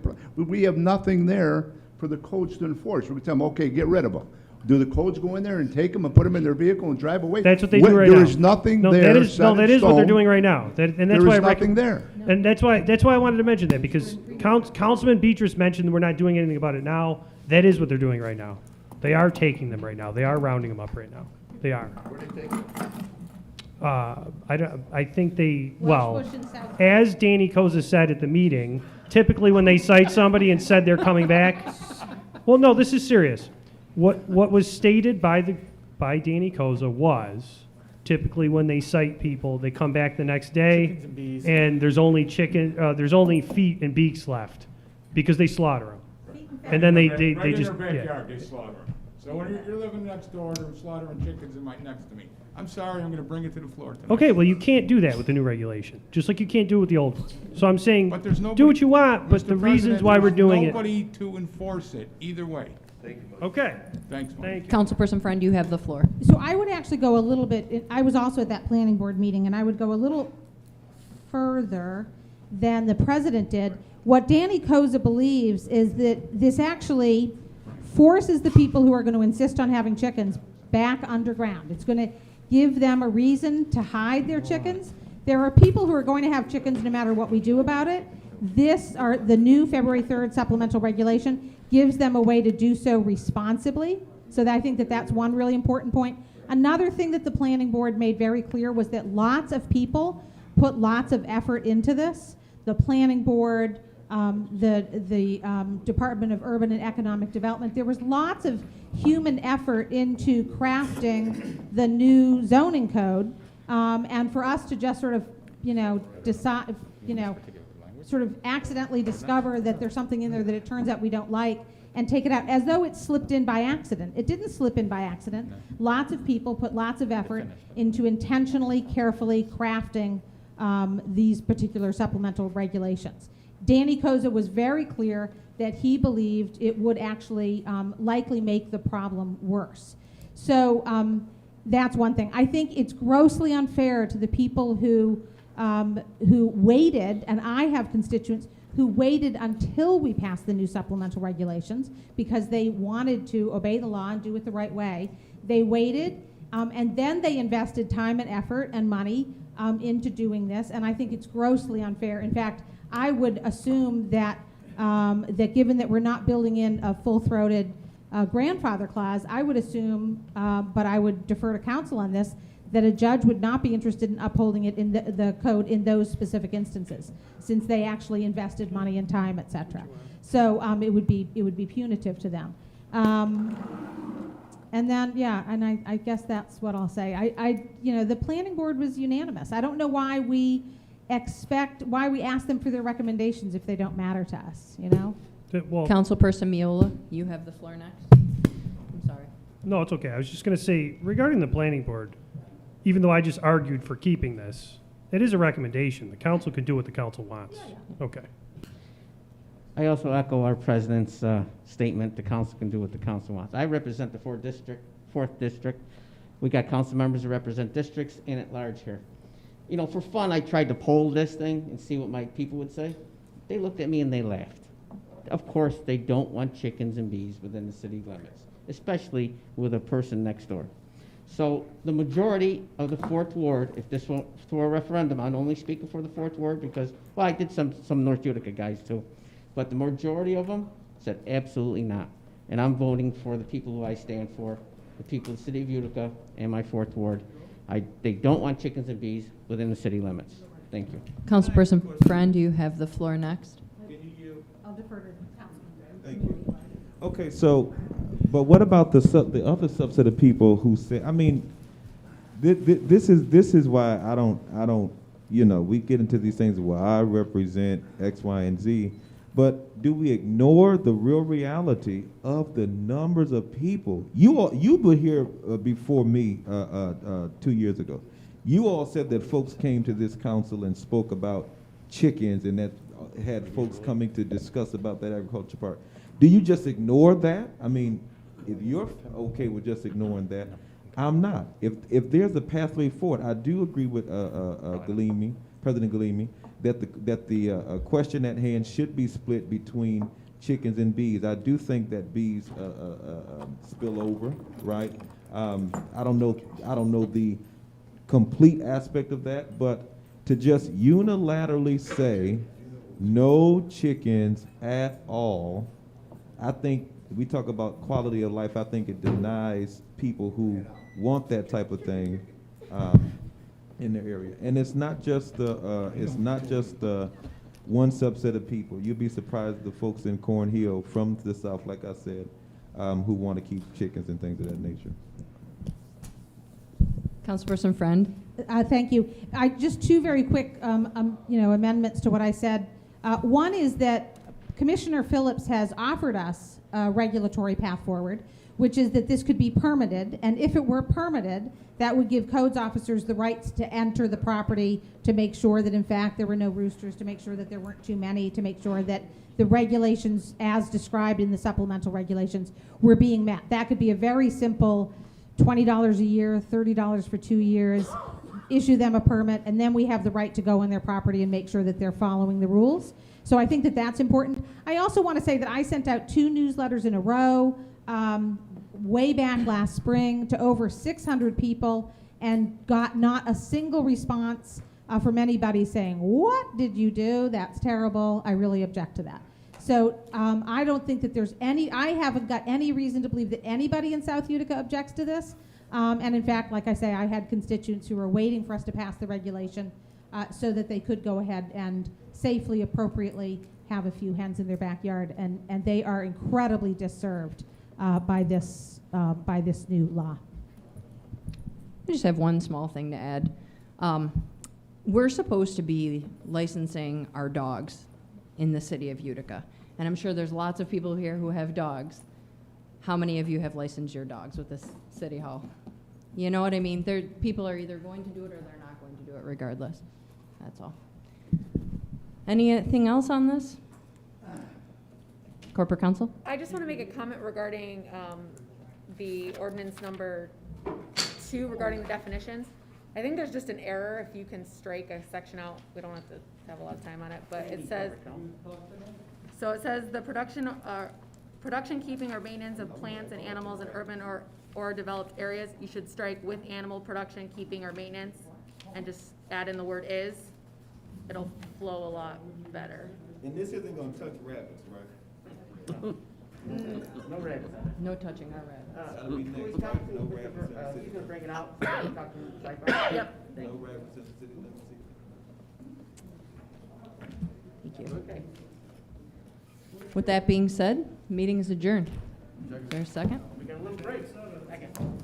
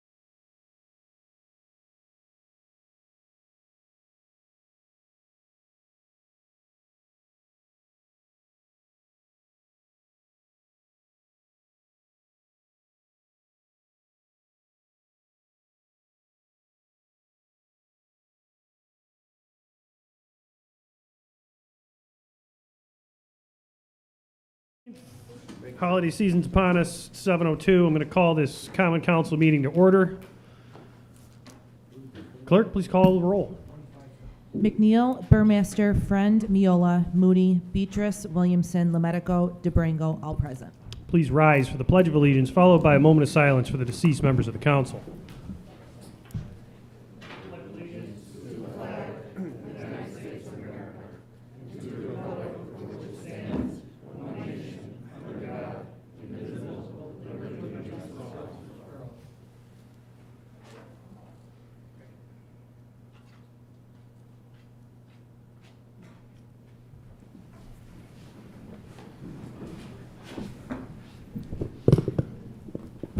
We're going to move the order of business around this evening. We do have a few proclamations this evening.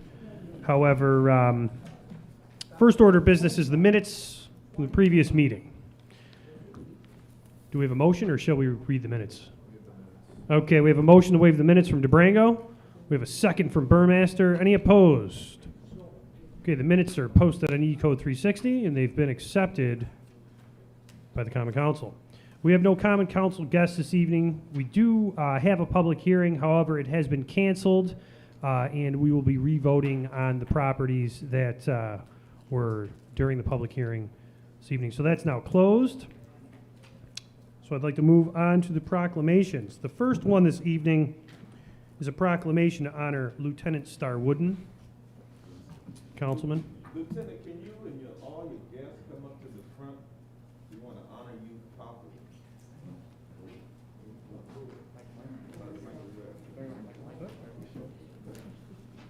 Or you can stand right here, actually. I'm sorry.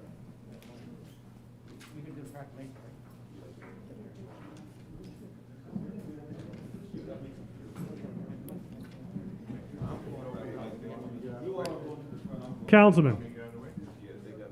Councilman Moody. You'll read the proclamation, of course, and then right at the conclusion of the proclamation, we'll get the second, we'll vote, and then we can have anyone speak if they would like, etc. So, If you guys want to come up Yeah. here and stand in front of the stage, come on. Yeah, that's fine. I'm trying to organize what this looks like Line up up here. over here, and Councilman Moody will read the proclamation to the record.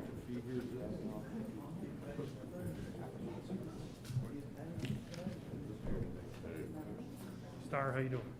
Congratulations. Guys, line up. We can get enough room for 6 foot, but whatever you can do.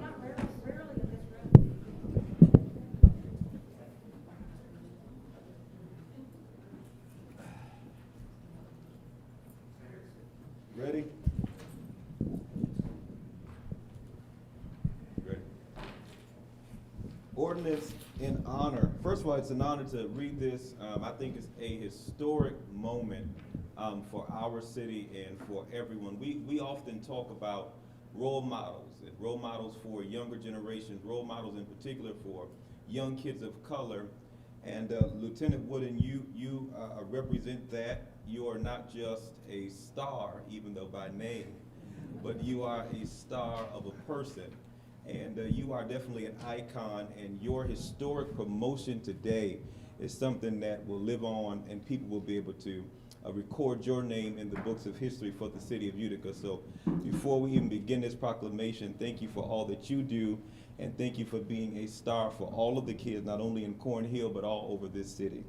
This proclamation to honor the historic promotion of Lieutenant Star Wooden, full council on this.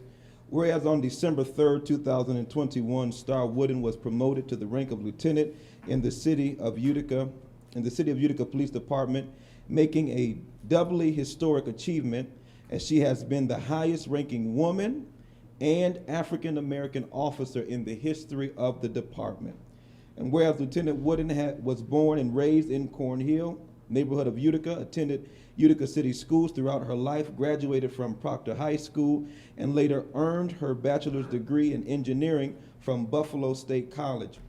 And whereas Lieutenant Wooden is a 13-year veteran of the Utica Police Department, having been appointed to the force in June of 2008 and promoted to the rank of sergeant in 2015, And whereas Lieutenant Wooden is an outstanding police instructor at the Mohawk Valley Police Academy and in the public safety sector at large, devoting much of her time to educating new police recruits and veteran officers on the numerous topics including but not limited to implicit bias, procedural justice, cultural diversity, TASAR, persons with disability, standardized field sobriety tests, and traffic incidents reconstruction.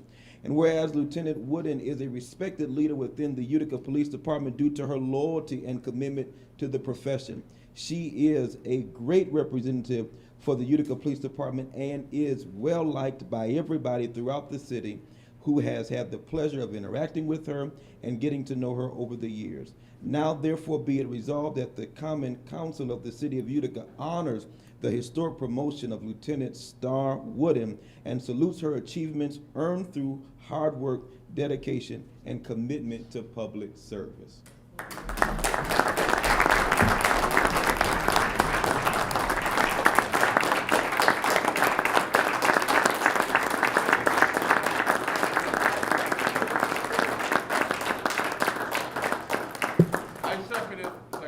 We got a second for Williamson. Show of hands for the vote. All right, 9 yeas adopted. 9 yeas adopted. All right. Yeah, yeah. You got him, Celeste? Yeah.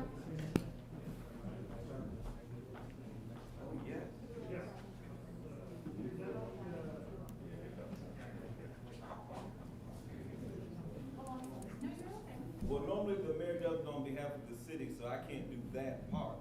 But all of us here are in agreement with this proclamation, and certainly I want to just reiterate the importance of you are in the city and in our history.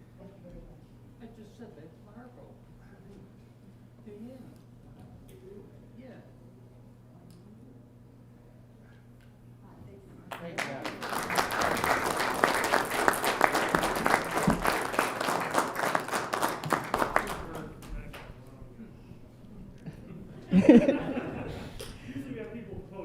That's okay. I'm not going to make this too long. I would really like to thank my family and my friends because it's with the support of them that I have achieved all the goals that I have put forth. One of the main things coming back to the city of Utica was to be that influence because it influenced me. And I know that with being a positive role model, I can encourage others to go forward and make this city the best city it can be. So thank you.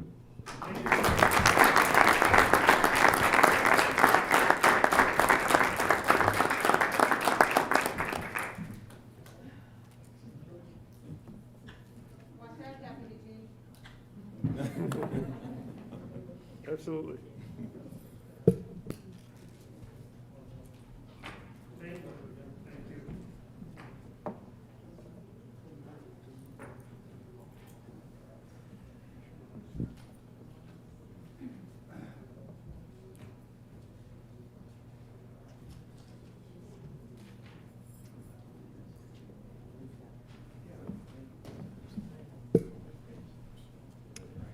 All right, for our next proclamation, once everyone reaches their seats, I'd like to invite Councilman Burmaster up, as well as the family of Howard Welch. Thank you. There, yeah, yeah. Councilman Burmaster, if you'd like to, You want to go to the podium, Bobby, or you want to stay right there? Do whatever you want me to do. That looks good, stand up at the podium. yeah, why don't you guys proceed to the podium? I'll get it for you. You got it? Thank you. Come over here and take that.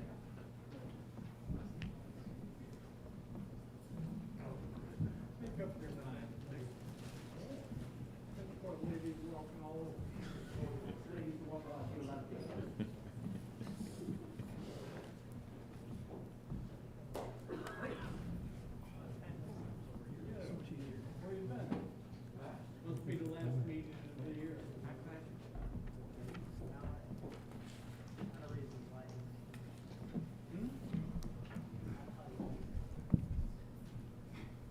It is my honor and pleasure to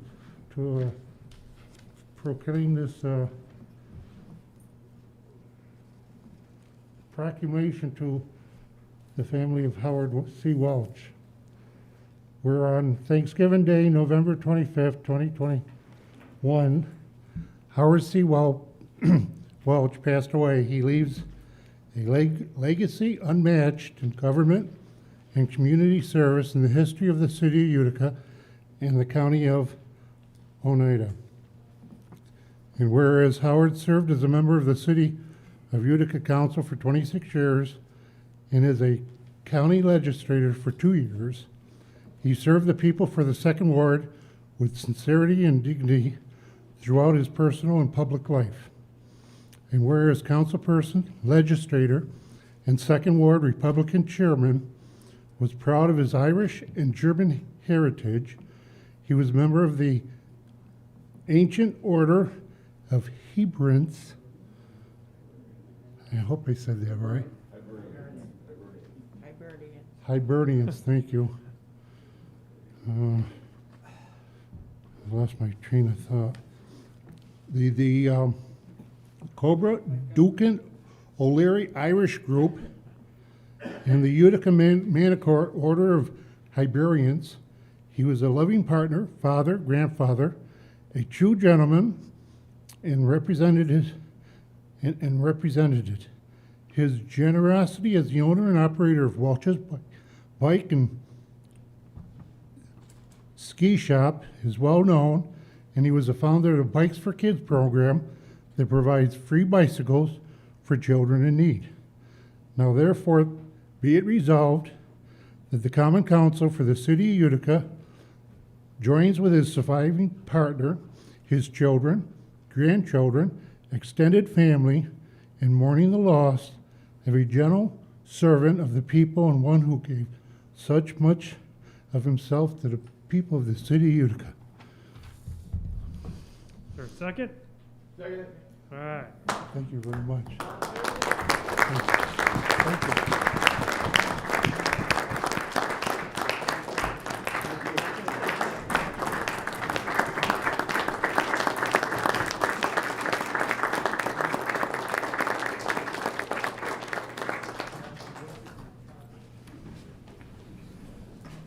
Show of hands on that when your votes. It's a proclamation.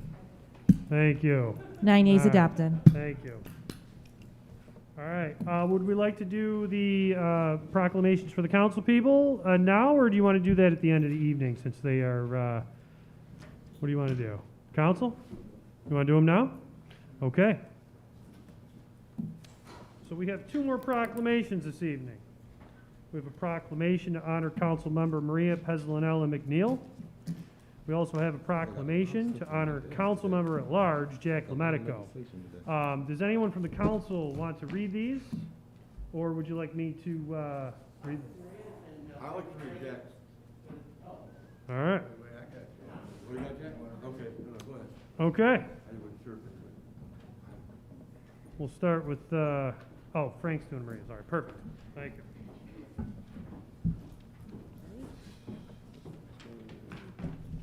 This is a privilege for me. Councilwoman McNeil served the First Ward, and she was a great addition to this chamber. Proclamation to honor Councilwoman Maria Pezzolинella McNeil.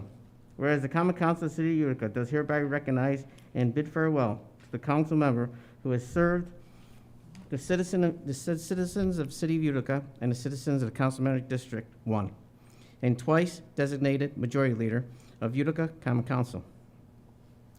Whereas Councilwoman McNeil, wife and mother of 2 young children, has served 3 two-year terms as a representative of the Common Council for the 1st District. On November 3rd, 2021, Councilwoman McNeil was elected to the position of Oneida County Legislator to the citizens of the 2nd District located within the City of Utica. She's not going too far, guys, so she's going to be around for a while. Whereas Councilwoman McNeil leaves the Common Council with a legacy of fair and productive leadership as one who proposed and worked to have enacted important legislation that is and does, in a positive manner, enhance the lives of all citizens in the district and the city, so she professionally represented it. Whereas Councilwoman McNeil brought the Common Council to the expertise she has developed by virtue of a fine education as a graduate of Mohawk Valley Community College and her extensive work experience as a building manager of Primo Property Management LLC, wherein she was responsible for rental properties and supervision of over 67 apartment residents. Whereas the majority leader for 2 of her last terms, and as a member of the Common Council, she helped guide the city of Utica in the adoption of numerous and important legislation that have proven to be one of the most productive years in the city expansion and development.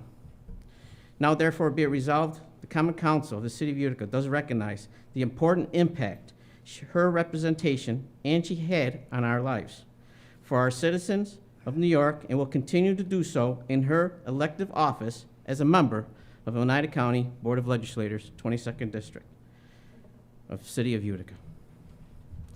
Maria, I just want to thank you for all your hard work and sharing time with all of us. You were a great addition, and we're going to call you when we're doing a lot of projects. Is that okay? Absolutely. Absolutely.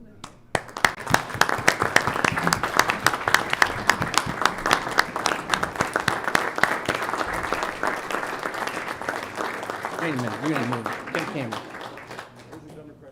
Wait, come here. You know how good I She's am got a at talking. speech. She's got a speech. Don't you worry about that. Got her? Orange mask and everything. I'll put this back for you. Thank you. Okay. So I wrote a couple things down so I didn't forget. And I'm probably going to start crying. So there's that too.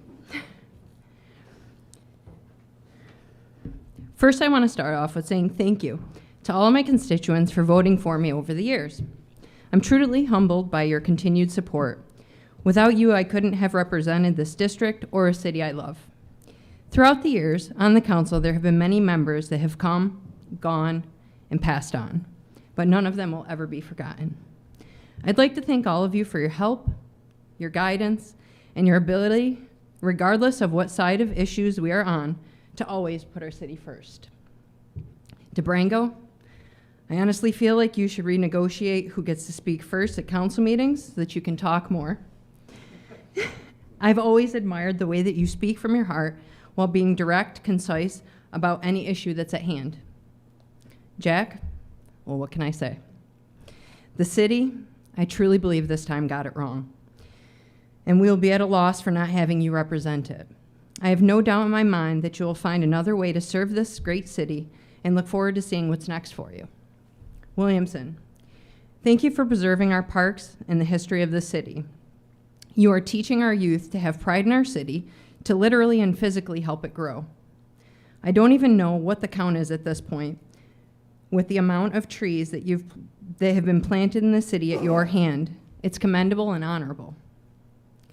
Miola, thank you.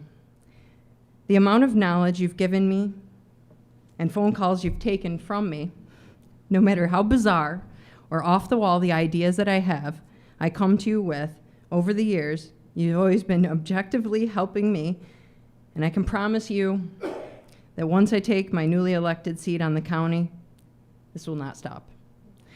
In fact, it might get worse. I'll probably call you more often. And from the bottom of my heart, thank you. Beatrice, Moody, Friend, and Burmaster, it's been a crazy couple of years, and I look forward to seeing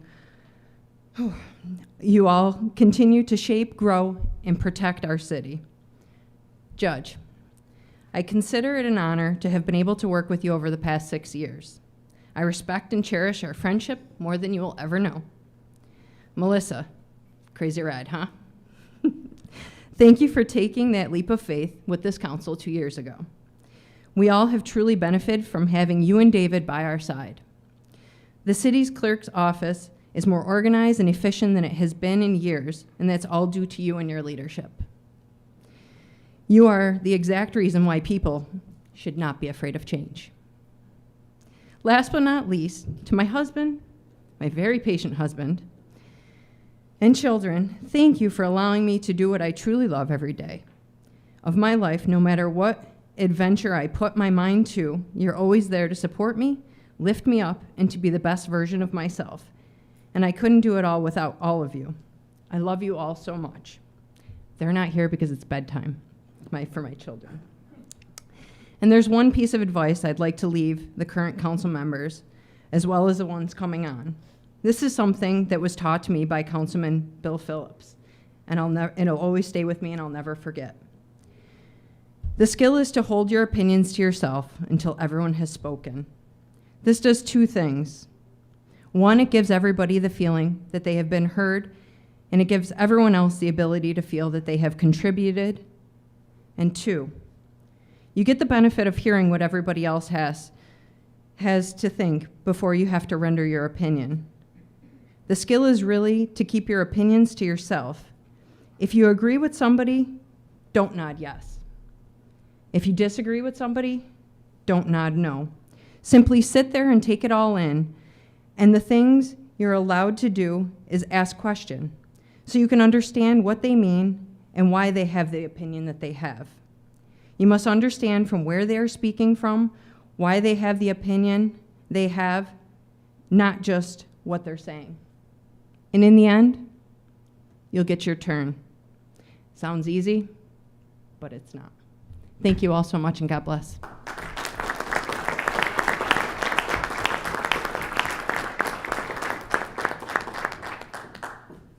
And that guy, I don't know who he is. I think it's like the third time I've seen him. It's Judge Caramel. Your votes.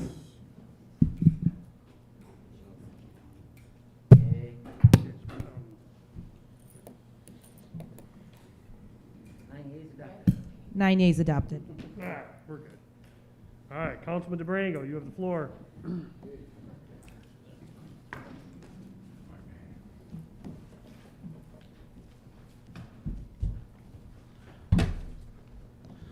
Good evening, everyone. This is resolution number 15 for the proclamation to honor council member at-large Jack Lemetico. Whereas on December 31st, 2021, the Common Council of the City of Utica bids farewell to one of its most ardent and productive members. And whereas Councilmember Lemetico was elected as an at-large representative by the voters citywide in 4 elections.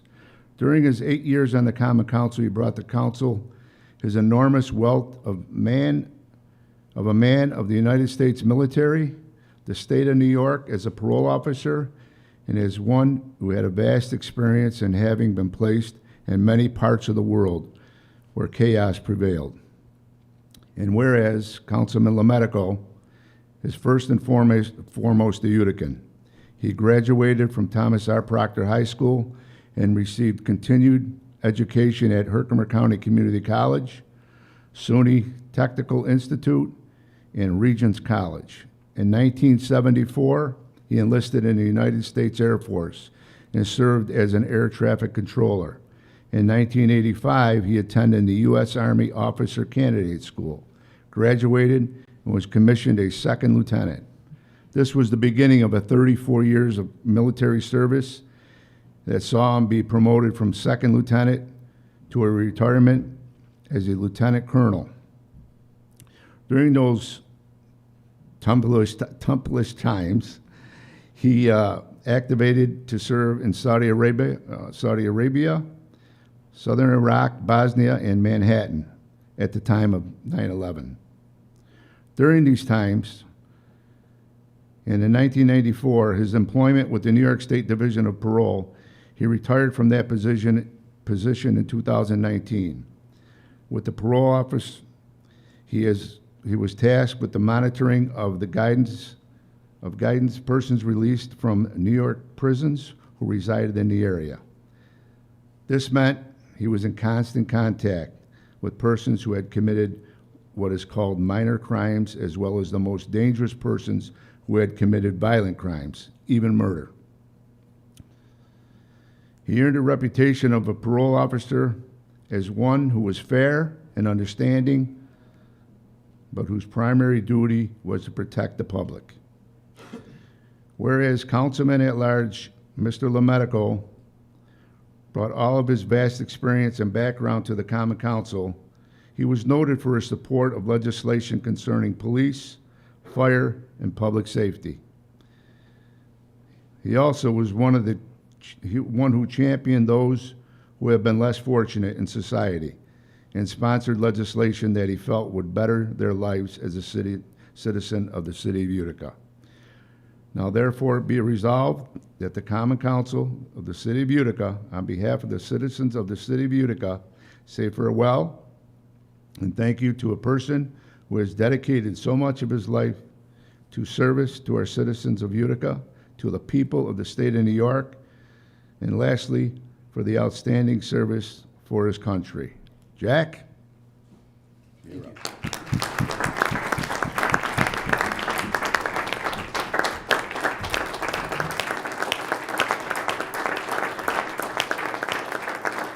Thank you very much. Thank you.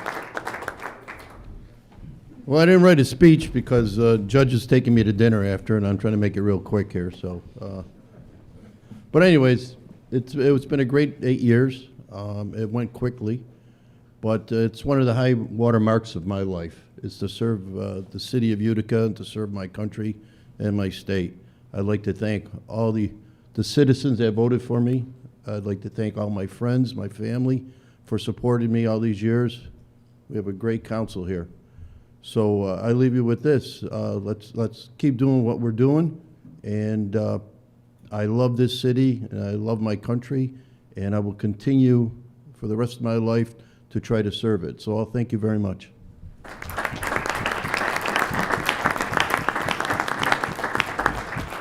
We have a second? Second. All right, your votes. 9 yeas adopted. All right, thank you. I think we're back to the regular order of business here. Since the mayor's here, we're going to move on to the mayor's message to the Common Council. So, would you like to address the council? Why don't you read it, then I'll address it. All right. In the mayor's words, mayor's message to the Common Council, December 15th, 2021. As this is the last council meeting of the year, I want to take this opportunity to thank council members Jack Lemetico and Maria McNeil for their dedicated service to the Common Council. This is in the mayor's words. Council members Lemetico and McNeil were outstanding representatives for our city and always acted in the best interests of our community. I appreciate their friendship and wish them in the best in their future endeavors. Earlier this year, the city offered individuals the opportunity to take wood located on city property off of Welsh Bush Road. While some individuals did take wood, the majority of it remained. As such, the city has contracted with Mohawk Valley Materials to have the area cleared as plans were announced in the summer for the construction of a dog park on the site. Mohawk Valley Materials is currently cleaning out the site, and it's expected to be completed by the end of this week. As soon as Mohawk Valley Materials finishes clearing out the area, barricades will be placed to curtail any illegal dumping and remain until the construction of the dog park commences in the spring. I wish all council members a Merry Christmas, Happy Holiday Season, and a New Year. I don't. Is it open? Yes, okay. I want to take the opportunity at this point. As we all know that we have gone through some very difficult times with the pandemic, and we all had to make some very difficult decisions. And I want to take the opportunity right now publicly to thank the members of the Common Council. It is not always, and you read the news and you see what's going on, we have to be proud of our citizens, but we have to be proud of our leaders that are here tonight, that we have been able to work together. We've been able to find the difficult decisions we make and work together. And it's not often that you see that. And I think we've seen our city grow. It continues to grow. And it's because the relationship that we have with members of the Common Council, our department heads, we are an example of what should be going on nationally, what should be going on within the state.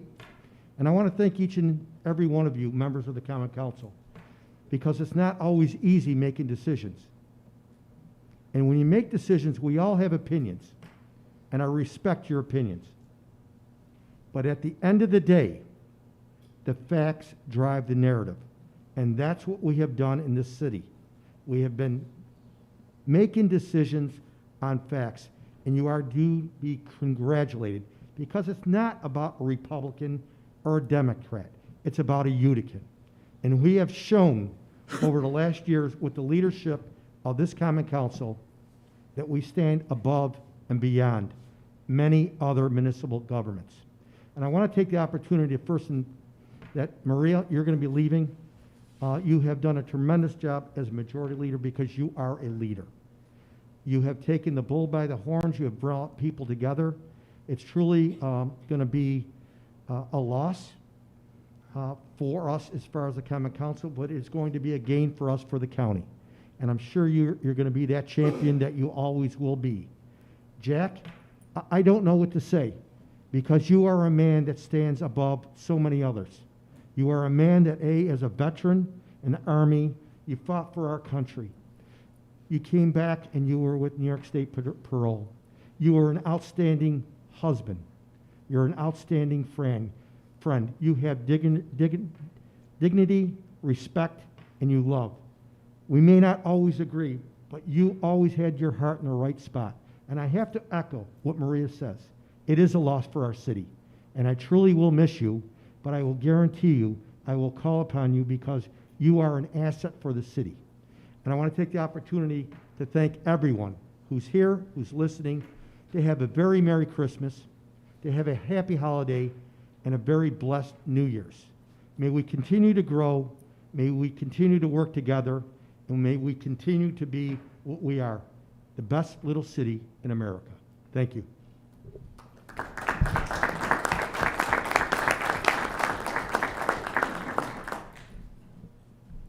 Sticking around?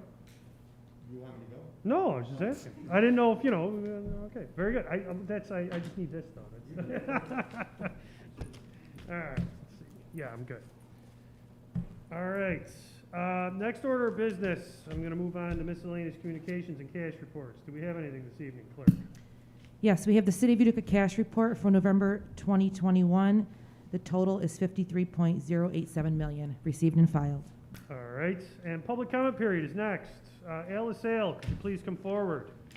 Al, thank you. The Common Council has provided you a copy of Section 3244 Public Comment Period Rule. Will you abide by it? I will. All right. When you get there, say your name, and you may begin.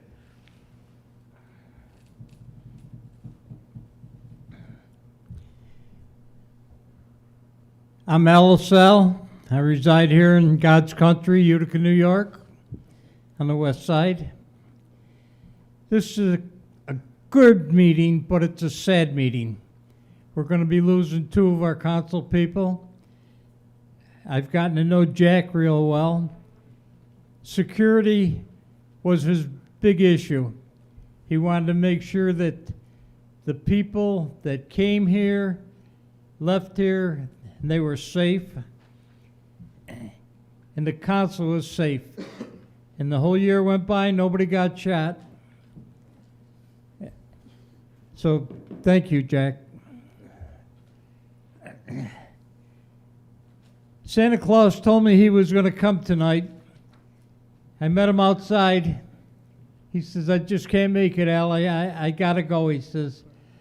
I got here to City Hall. I was ready to go in, he says, and I broke down. I started crying, messed up my makeup, and so that's why Santa's not here tonight.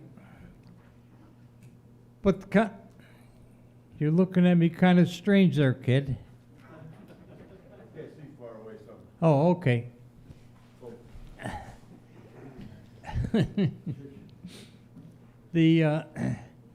The meetings are going on. They'll be going on. We've had a good year, an excellent year, but next year's even going to be better. Not because you're going, Jack, because we'll miss you, believe me. So please, keep up the good work, Council. We got a long way to go, and I know that this council can do it. I want to say thank you, thank you, thank you to each and every one of you for standing by and serving us and helping us. Thank you. Have a very, very happy Christmas and a good Merry New Year. Oh, wait a minute, I got that backward, haven't I? It's a good Merry Christmas and a Happy New Year. I knew yous would all understand. I'm backwards too. Thank you. Thank you, Mr. LaSalle.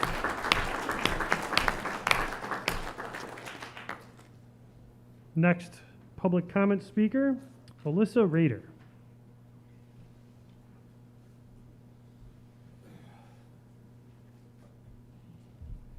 The Common Council has provided you a copy of Section 3244 Public Comment Period Rule. Are you in agreement with this? Yes. Please state your name and you may begin. Alyssa DuPont Rader. I'm here from the Greater Mohawk Valley Land Bank. We did pass around some of the new edition of our newsletter. If you did not get a copy, City Clerk has a copy. We also have a digital version that I can send. We have contact information for the organization in the newsletter if you have any questions. A quick update about the land bank in the city. 1128 Hammond is set to be put on the market very shortly, so that's some exciting news. The main reason I'm here today is to talk about, we received a grant through Homes and Community Renewal for something called the Homeowner Assistance Fund. And this program is, the portal's going to open January 3rd, and it will only be open for 30 days. So the grant is to provide outreach to get the word out to any homeowner that is at risk of foreclosure. So we also passed around flyers for this, and I have more if anyone would like to take flyers. If you are in a public-facing location or if you know any homeowners that might be at risk of foreclosure, this program can cover if you're delinquent on your mortgage, your property taxes, water or sewer bills, and even individuals living in mobile or manufactured home parks that are behind on their lot rent. So that, and all of these homeowners, if they were affected negatively by the pandemic, whether that be lost wages, reduced income, or increased expenses as a result of the pandemic, and were therefore unable to make their housing payments, this assistance program is available. So again, it will only be open for 30 days or whenever the funds run out, whichever comes first. So we want the eligible homeowners in our area to be able to apply for this program. So if anyone has any questions, there is a number and a website at the bottom of this flyer, but also feel free to reach out to us at the Greater Mohawk Valley Land Bank because we can also provide assistance to any residents for filling out the application if they need help. So that is all. I don't know if there's any questions. Thank you very much. But thank you. Thank you. Thank you. Thank you, Alyssa. Jay McFarland, if you could please come forward.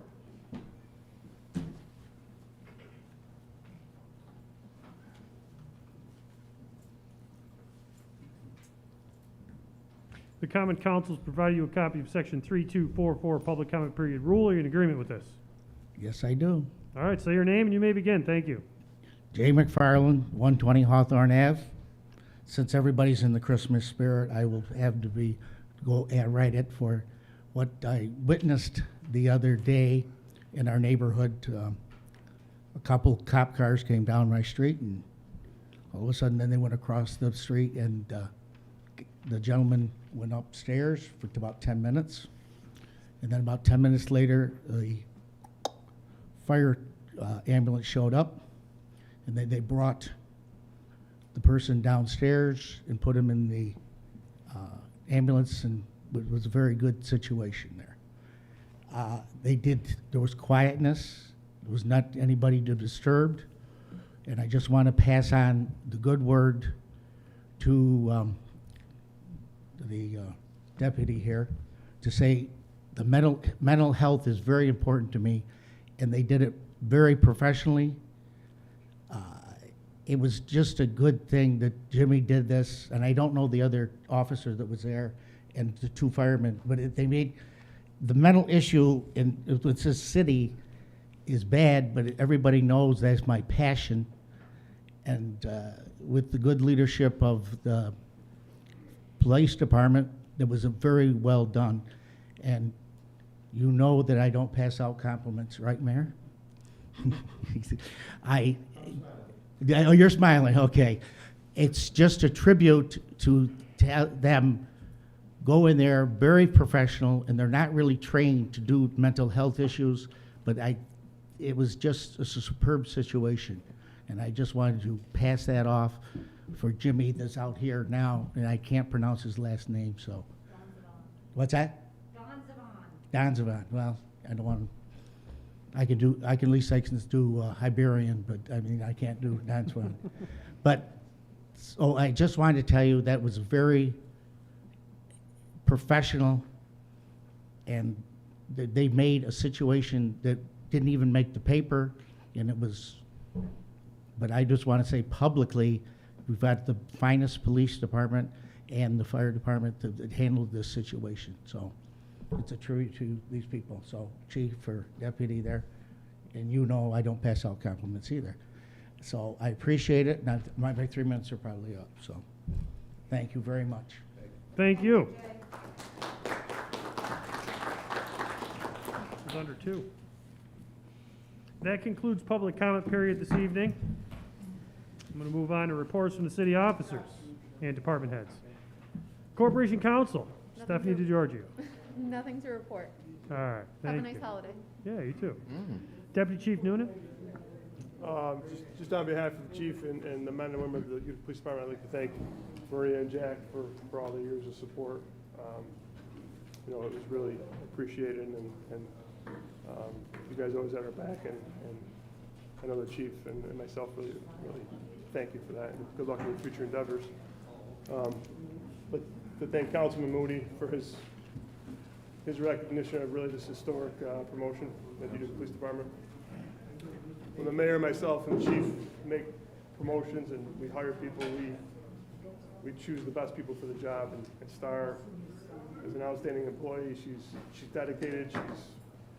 She's a hard worker, and she's well respected within the department, but also in the community. And I know this isn't going to be the last time we see her being recognized for being promoted. She's a future Utica Police Department, and I want to thank her for all she does. And thank you, Councilman, for recognizing her.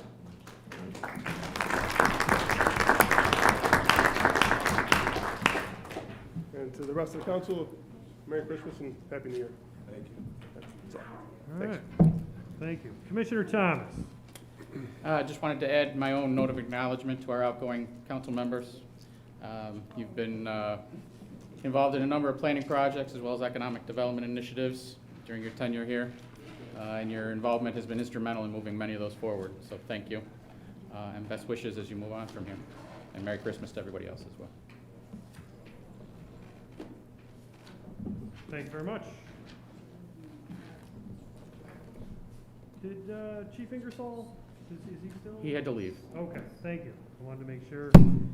On behalf of Chief Ingersoll, he said that the police department is far superior than the fire department. And keep that in mind in the budget next year. They don't need anything new, and we need a police. Hey. All right, excellent. Thank you for that report. Thank you. Thank you very much. You really know how to hurt a guy. All right. Yeah. Mayor, do you have anything else to add since you're here? Thank you for your presence. I just want to make sure publicly that the credit of the city moving forward is in front of us. It has been not always the flow that we currently have and looking forward to the next few years. The city, so we fully understand, is looked upon by throughout the state as a city, and has come from the doldrums of close to bankruptcy to where we are today. And we are an example of what can be done. And I echo the sentiment, we have the best police department, we have the best fire department, we have the best residents, we have the best city. And it's a lot to do with the people that are sitting in this room. And I just want to make sure that I echo that. We didn't get to where we are by one individual. We came with a team effort, and let the people understand we have a great team. Thank you. All right. You want All right, very good, very good. All right, so we're going to move into the URA properties. We have 2 properties, Ordinance 2 and Ordinance 4, which sit in committee. Is there a motion to dispense those? We have a motion from Miola to dispense. We have a second from Lemetico. Any opposed to dispensing those 2 properties, 126 Eagle and 1007 Star Street? I thought we were going to Well, we got them there, so let's just dispense. All right, because we got new ones in there, so I'm going to go through them. Any opposed? Nope. All right, perfect. Those are gone. Resolution 20, calling for a public hearing on the sale of 126 Eagle Street. Public hearing will be, oh, hang on. There, those gotta go away. January 5th, 2022 at 7 PM. We have a second from Miola. We had a motion from Moody. You got that, right? All right. Your votes on the public hearing. 9 yeas adopted. Thank you. All right, now we have an ordinance approving the designation of Jose Ramir de la Cruz Hernandez as the eligible and qualified project sponsor pursuant to Article 15 of General Municipal Law for the purpose of the sale of 126 Eagle Street for a sum of $5,000 from URA. Motion to refer to committee, Mr. President. Is there a second? Any opposed? It's in committee. All right, we have a resolution calling for a public hearing, the sale of 1007 Stark Street on January 5th, 2022, 7 PM for a sum of $25,000 will be the sale. We have a motion from McNeil, second from Miola. Any opposed? We'll do any opposed. No one's opposed. We called for the public hearing. Thank you. No, I just did any opposed on that one. It's quick. These ones are the ones we're redoing anyhow.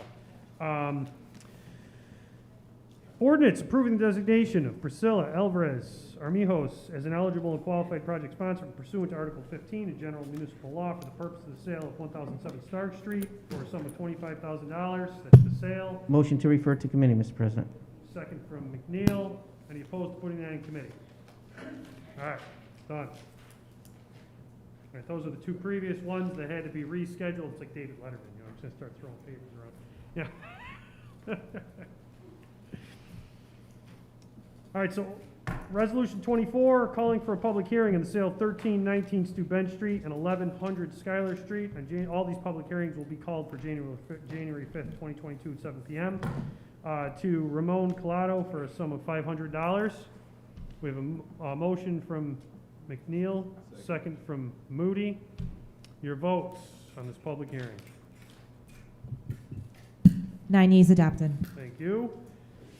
We have the sale of 1319 Stu Ben and 1100 Schuyler Street to, where's the name? Ramon Collado for a sum of $500.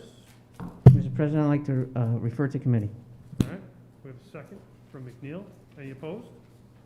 It's in committee.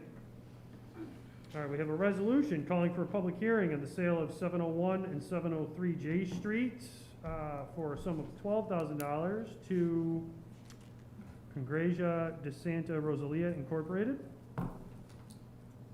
We have a motion from Miola, second from McNeil, and your votes.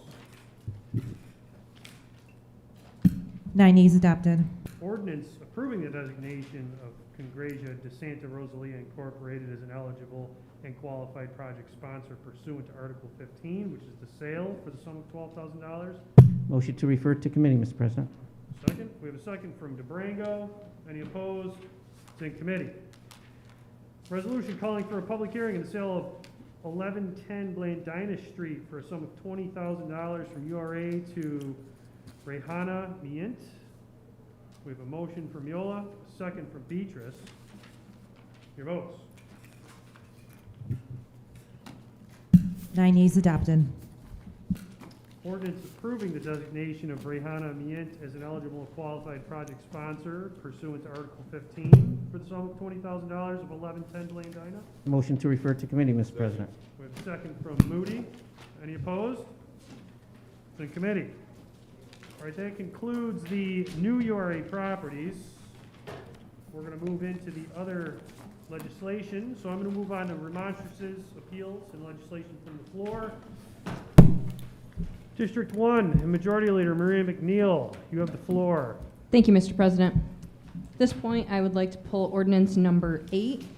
It is a transfer of funds from year 2020 to 2021 fiscal year, general government telephone, from the account contingency to in the amount of $36,497 to other general government telephone in the amount of $36,497. The explanation of the transfer is to adjust for new phone, wireless, and camera lines. Second from Miola, your votes.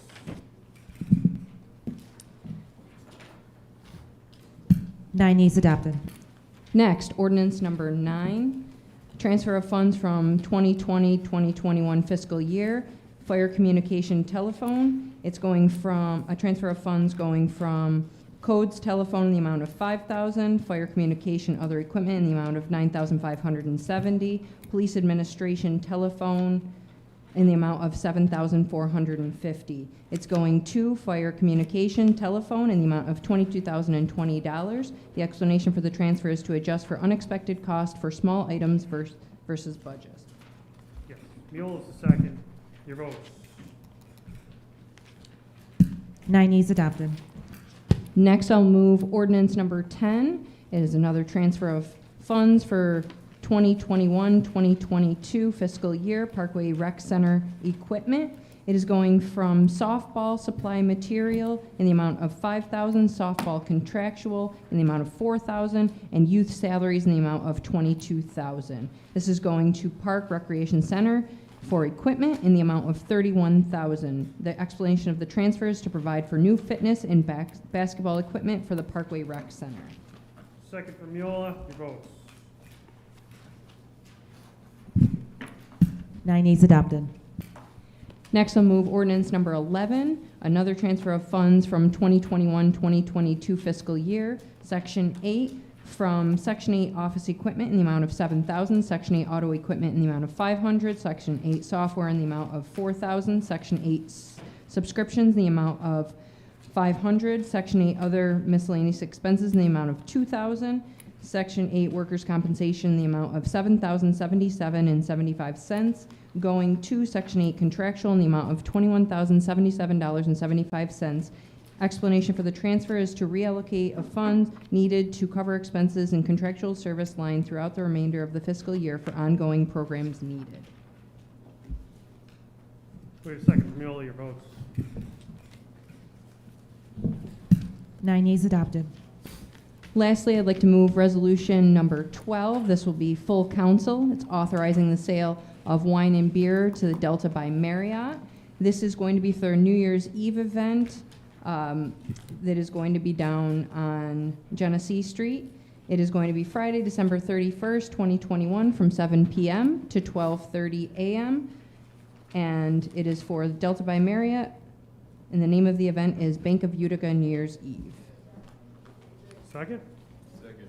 All right, we get a second from Moody. Your votes. 9 yeas adopted. Thank you, Mr. President. That'll be all this evening. Thank you. Second District, Councilman Burmaster, you have the floor. Thank you, Mr. President. I too want to send off Jack and Councilman McNeil. You've been a godsend to me. You've answered my calls. You've been there for me. I still got your number, so you won't be able to hide very good. So I expect to be continuing our talks, but I can't thank you enough for all your leadership and advice to make this somewhat an easy transition, and I'm going to miss you both very much. I just want to wish everybody a nice holiday. Be safe and enjoy your families. Thank you, Mr. President. Thank you. Third District, Councilperson Friend, you have the floor. Thank you, Mr. President. I'm gonna miss Maria. I know she's gonna do really good things at the County Ledge. I'm excited to have her there. And Jack, I'm gonna miss your sense of humor because I can always quite see you, and I like your sense of humor, and I think that that's gonna be a real absence on the council. In case people hadn't heard the news, the Uptown Theater was granted a Main Street grant for $500,000 to renovate their auditorium. This is a huge win for Utica, a huge win for South Utica. They're going to be able to refurbish their interior auditorium, which can hold over 1,000 people at its full capacity. This is going to be really tremendous for South Utica and for all of Utica. And so I really, Bree and Devin Mahoney did want me to extend my thanks to the council who passed the resolution that they needed. Remember, we had to bring a resolution and it passed, and they were very appreciative of the support that they got from the council so that they could get this Main Street grant. So I do want to bring out ordinance number 16, This is an intersection where stop required. Ordained that section 2-16-358 Schedule C, intersections where stop required be amended to include the following: Patricia Lane and Marlborough Road, T intersection, northwest corner. Be it further ordained that the proper signage be erected when necessary, where necessary. We have a second from Miola. Your votes. 9 yeas adopted. So that's all I have this evening. Happy holidays, everybody. Think snow. Let's hope. It hasn't been warm enough for even if it snows. The snow's not going to last, but I'll take some snow this winter. Do some skiing up in Roscoe, Conklin. So. No? A little? Let it leave about December 28th. Just for a white, you just want a white Christmas, right? Okay. Thank you, Mr. President. Thank you. 4th District and Council and Pro Temp, Councilman Frank Miola, you have the floor. Thank you, Mr. Thank you, Mr. President. I'd like to move, call for a vote, ordinance number 2. Intersections where stops required, amending section 216-358, Mortimer Street and Jefferson Ave, two-way stop, northeast and southeast corners of Mortimer Street. To be further ordained, the proper signage to be enacted where necessary. All right, second? Second from Burmaster, your votes.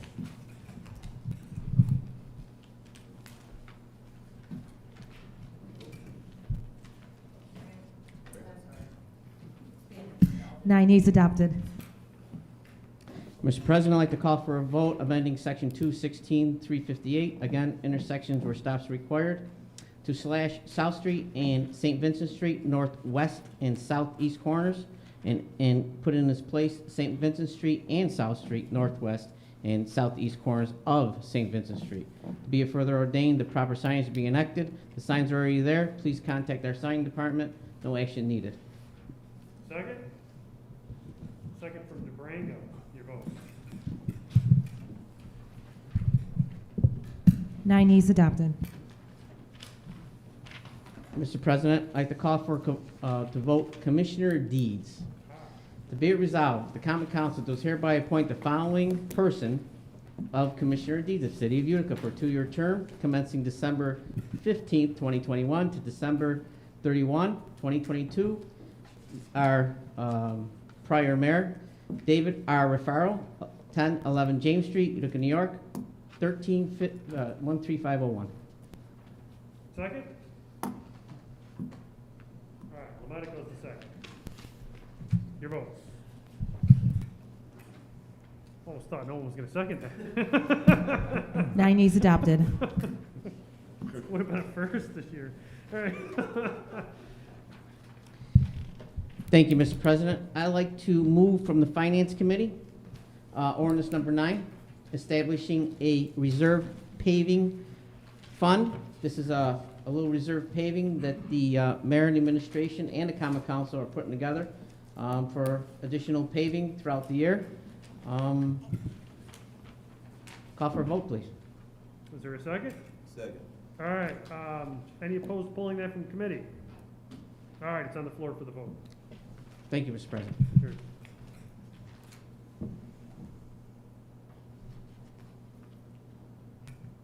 There we go. Oh, is your light working or no? No reading, nothing. Gotta hit it. 9 yeas adopted. All right, thank you. We read it already. It's been acknowledged. Mr. President, I also would like to call from the, to remove from the Finance Committee ordinance number 10, to establish a reserve fund, building and alterations. I'd like to read the amended paragraph into the record, if that's possible, sir. Yes. Is there a second to pull that from committee? Second. All right. Any opposed? It's on the floor. Read as amended to amend section 2-2105 pursuant to section 6C, the General Municipal Law, as amended. There is hereby established a capital reserve fund to be known as the Building Alteration Reserve Fund. Thereafter, refer to the reserve fund. The purpose of this fund is to finance the cost of a type of capital improvement. The type of capital improvement will be financed from the reserve fund is building alterations for departments of Public Works, Borough Fire Department, and Borough Police Department. Can I have a motion to amend, Mr. President? Second? Okay, we have a second from Lomatico. Any opposed to that amendment? Mr. President, can I call for a vote? Hang on, do you have a question? No, I didn't know that if he was reading it the first time, he needed to make the amendment, but it's good. Yeah, it's because he pulled the original from committee. Yes, exactly. Okay, yes, it's on the floor for a vote. Your votes, please. Thank you, Mr. President. 9 A's adopted. Mr. President, I'd like to move out of the Finance Committee. Proposed ordinance number 7. We did amend some sections of it in committee. I'd like to just read the amended sections. From fund balance unrestricted, $2 million, to restricted fund balance, employee benefit accrued liability, reserve fund, $500,000.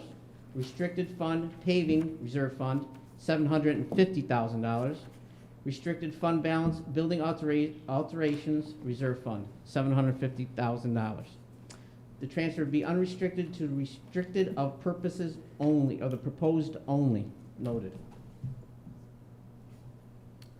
We have a second for Lomatico. Motion to amend.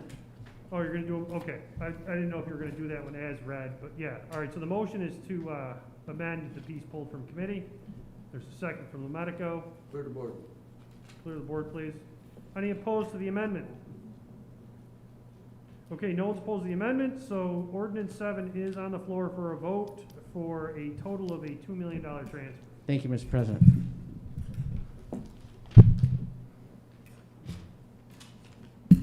Nine A's adopted. Okay. I got just one more little bit left. I just want to say that a good friend of mine, Jack Domenico, moved two houses away from me. I don't know how long he's going to be a good friend because he's so close to me now, but he was he was very close to me at this council meeting. And Jack had a good saying that Jack's got your back, and having a friend like Jack, he had my back, no matter if it was in the city hall or out. Thank you for being my friend. Thank you. And one more other thing, Merry Christmas, City of Utica. Thank you. Okay, 5th District, Councilman Moody, you have the floor. Thank you, Mr. President. I want to also echo the sentiments of many of my colleagues on the council. Maria is moving on to better, and I know this is probably bittersweet. I'm sure she'll miss all of our craziness, but you're certainly going on to do more work and in a greater capacity. You were always fair and straight and hospitable, and in this line of work, even as a young man, I'm recognizing that if people are fair, straight, and hospitable, that goes a long way. And so thank you for always being that in all of our interactions. What can I say about Jack? My man Jack, right? Always a supporter to any idea that I had. And Jack was certainly the fire on the council. One thing that I always appreciated about him is being the young person on the council. He never treated me as a kid, but always was willing to hear my ideas and support them as such. And so I certainly thank him for that mutual respect and willing to hear my ideas, my voice, and support them when he felt necessary to. Mr. President, I want to move some legislation. I want to pull from the Finance Committee Ordinance 15. Transfer of funds from 2021 to 2022 fiscal year, CARES Act, from CARES Act Pandemic Stimulus Program in the amount of $19,990 to CARES Act Utica Greens Team in the amount of $19,990. We have a second from Miola and pull from committee. Any opposed? It's on the floor for a vote. 9 A's adopted.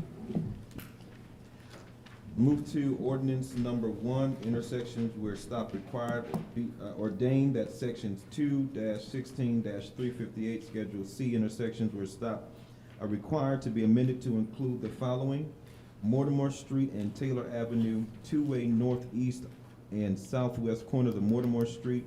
Be it further ordained that proper signage be erected when necessary. We have a second from Miola. Your votes. 9 yeas adopted. Ordinance number 3, intersections where stop required, ordained that section 2-16-358, Schedule C, intersections where stop required be amended to include the following: Mortimer Street and Howard Ave T intersection, one-way stop northeast corner of Mortimer Street. Second from Miola. Your vote. 9 yeas adopted. Ordinance number 4, intersections where stop required, ordained that section 2-16-358, Schedule C, intersections where stop required be amended to include the following: Dudley Avenue and Mortimer Street, four-way stop at each intersection. Second from Miola. Your votes. Oh, sorry.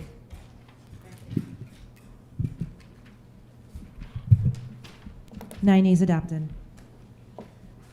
Ordinance number 5, intersections where stop required, ordained that section 2-16-358, Schedule C, intersection where stop required be amended to include the following: Nielsen Street and Mortimer Street, four-way stop at each intersection. Second from Miola. Your vote.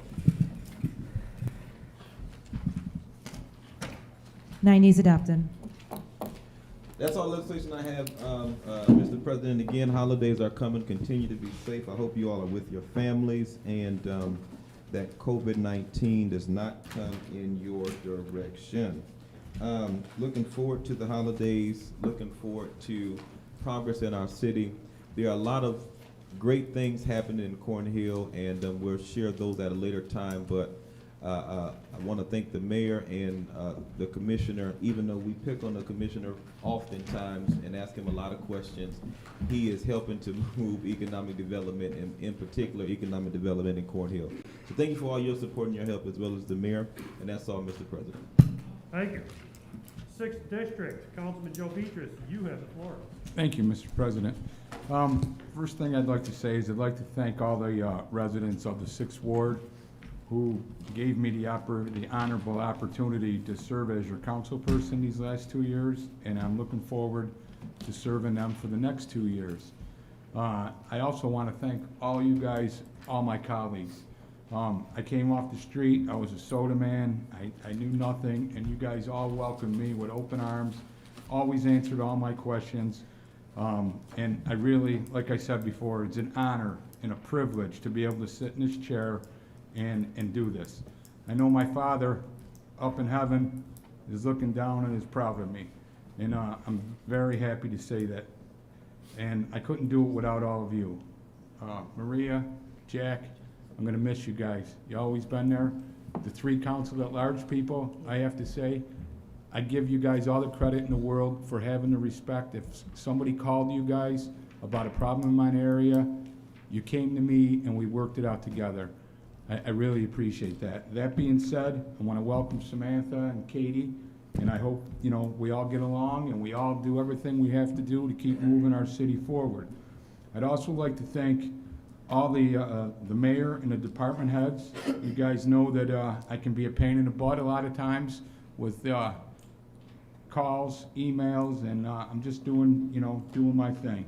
I want to wish you all a Merry Christmas. I have to thank the guys at the DPW. Again, they're short-staffed. Some of our equipment were short-staffed, but yet I make a phone call, and Rebecca, Dave, Joe, Mark, Billy are always there for me. Eddie, I don't have to say anything. You're always there. Okay, so I really appreciate you and Chief Williams. Lastly, I'm going to talk about our fire department. Okay, they had a tough couple weeks. And I want all you people out there listening right now, they're out there every day working hard, and do them a favor. Go to the firehouses and see that competition that they have going on. The pictures do not do justice to actually see it in person. And so it's about all I have to say there. Thank you for everything, and I love all you guys, and I want to wish you all a Merry Christmas and a Happy New Year. I'd like to pull some legislation out. I want to take Ordinance Number 1. Change the hours of operation. We're going to discharge that.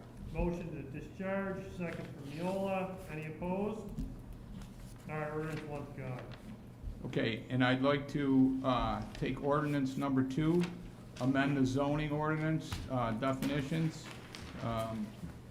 You want me to read this? Hold on just a second. Is there a second to pull that from committee? We have a second from Yola. Okay. Yeah. Any opposed to pulling that from committee? All right, Moody, Brent opposed. It's still out of committee. It's still 7 votes. So it is on the floor. If you're going to read this, there was a suggested amendment from Corporation Counsel. If you're going to make that amendment, please do now. You want me to read the amended? Okay. Yeah. Amended section. Okay, the production, keeping, or maintenance of plants, animals in urban development areas is limited to the provision set forth in section 2-5-56 and section 2-557 of the Utica City Code, which specifically forbids fowl beekeeping in the city of Utica. Okay, the name, why don't you just read the name of that, please? The name of the ordinance that we pulled in its entirety. Oh, where are we here?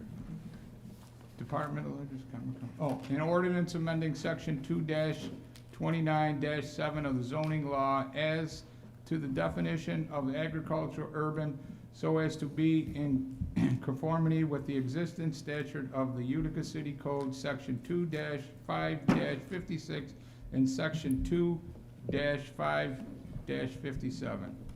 All right, and there's a second to the amendment, okay? Your votes on the amendment, which is striking a piece and replacing it with is, for clarity, okay? 7 yeas adopted. Yeah, the amendment's adopted. All right, and now, the piece, is on the floor for your vote. Call for vote.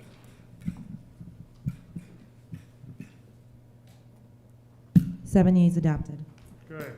Can I qualify my vote? Yes, you may qualify. Yes. So I am opposed to this, and even though it has been voted down, I think that it is something that we should consider in the future. I think we should consider in the future, especially to separate those two issues. We talk about we are a diverse community and city, in a diverse city and area. And chickens are a part of many of the cultures coming into the city. Most of the Asian Americans in Cornhill come from countries that keep chickens, that want to keep chickens in the area. Most of them will do it by the book. Most of the Asian Americans that I represent, if you told them this is the regulation, they will do it by the book, dotting every I and crossing every T. We took that from them today, and we need to restore it. So I will work with codes in order to do that. I'm not talking about the bees issues. I think that's a separate issue. But talking about chickens, there is a pathway forward. It is outlined. We can put some teeth behind it to make sure that the code enforcement officers not overrun. But we cannot pride ourselves in being a diverse community and deny the very real cultures that are in our areas, not just us against them or any of that type of that dynamic. But that is real. Many Asian Americans, Black Americans, white folks, everybody. Keeping chickens is a part of that. And not only just keeping chickens, it is a part of their diet as well as just a whole bunch of other things. If you don't know the communities, you don't know that part of it as well. And so that is very real. And so I hope now, though, that I don't get calls or starting to get calls from the Asian Americans that I represent in Cornhill because codes enforcement are going there to cite them or take their chickens. That's a very real thing. They had a pathway to do it and be regulated, and I am disappointed that the council still chose to do it in this way as opposed to separating the issue and having a pathway forward. That's all, Mr. President. Thank you. Okay. I'd like to, Mr. President, I'd like to pull proposed ordinance number 11. The second from Miola.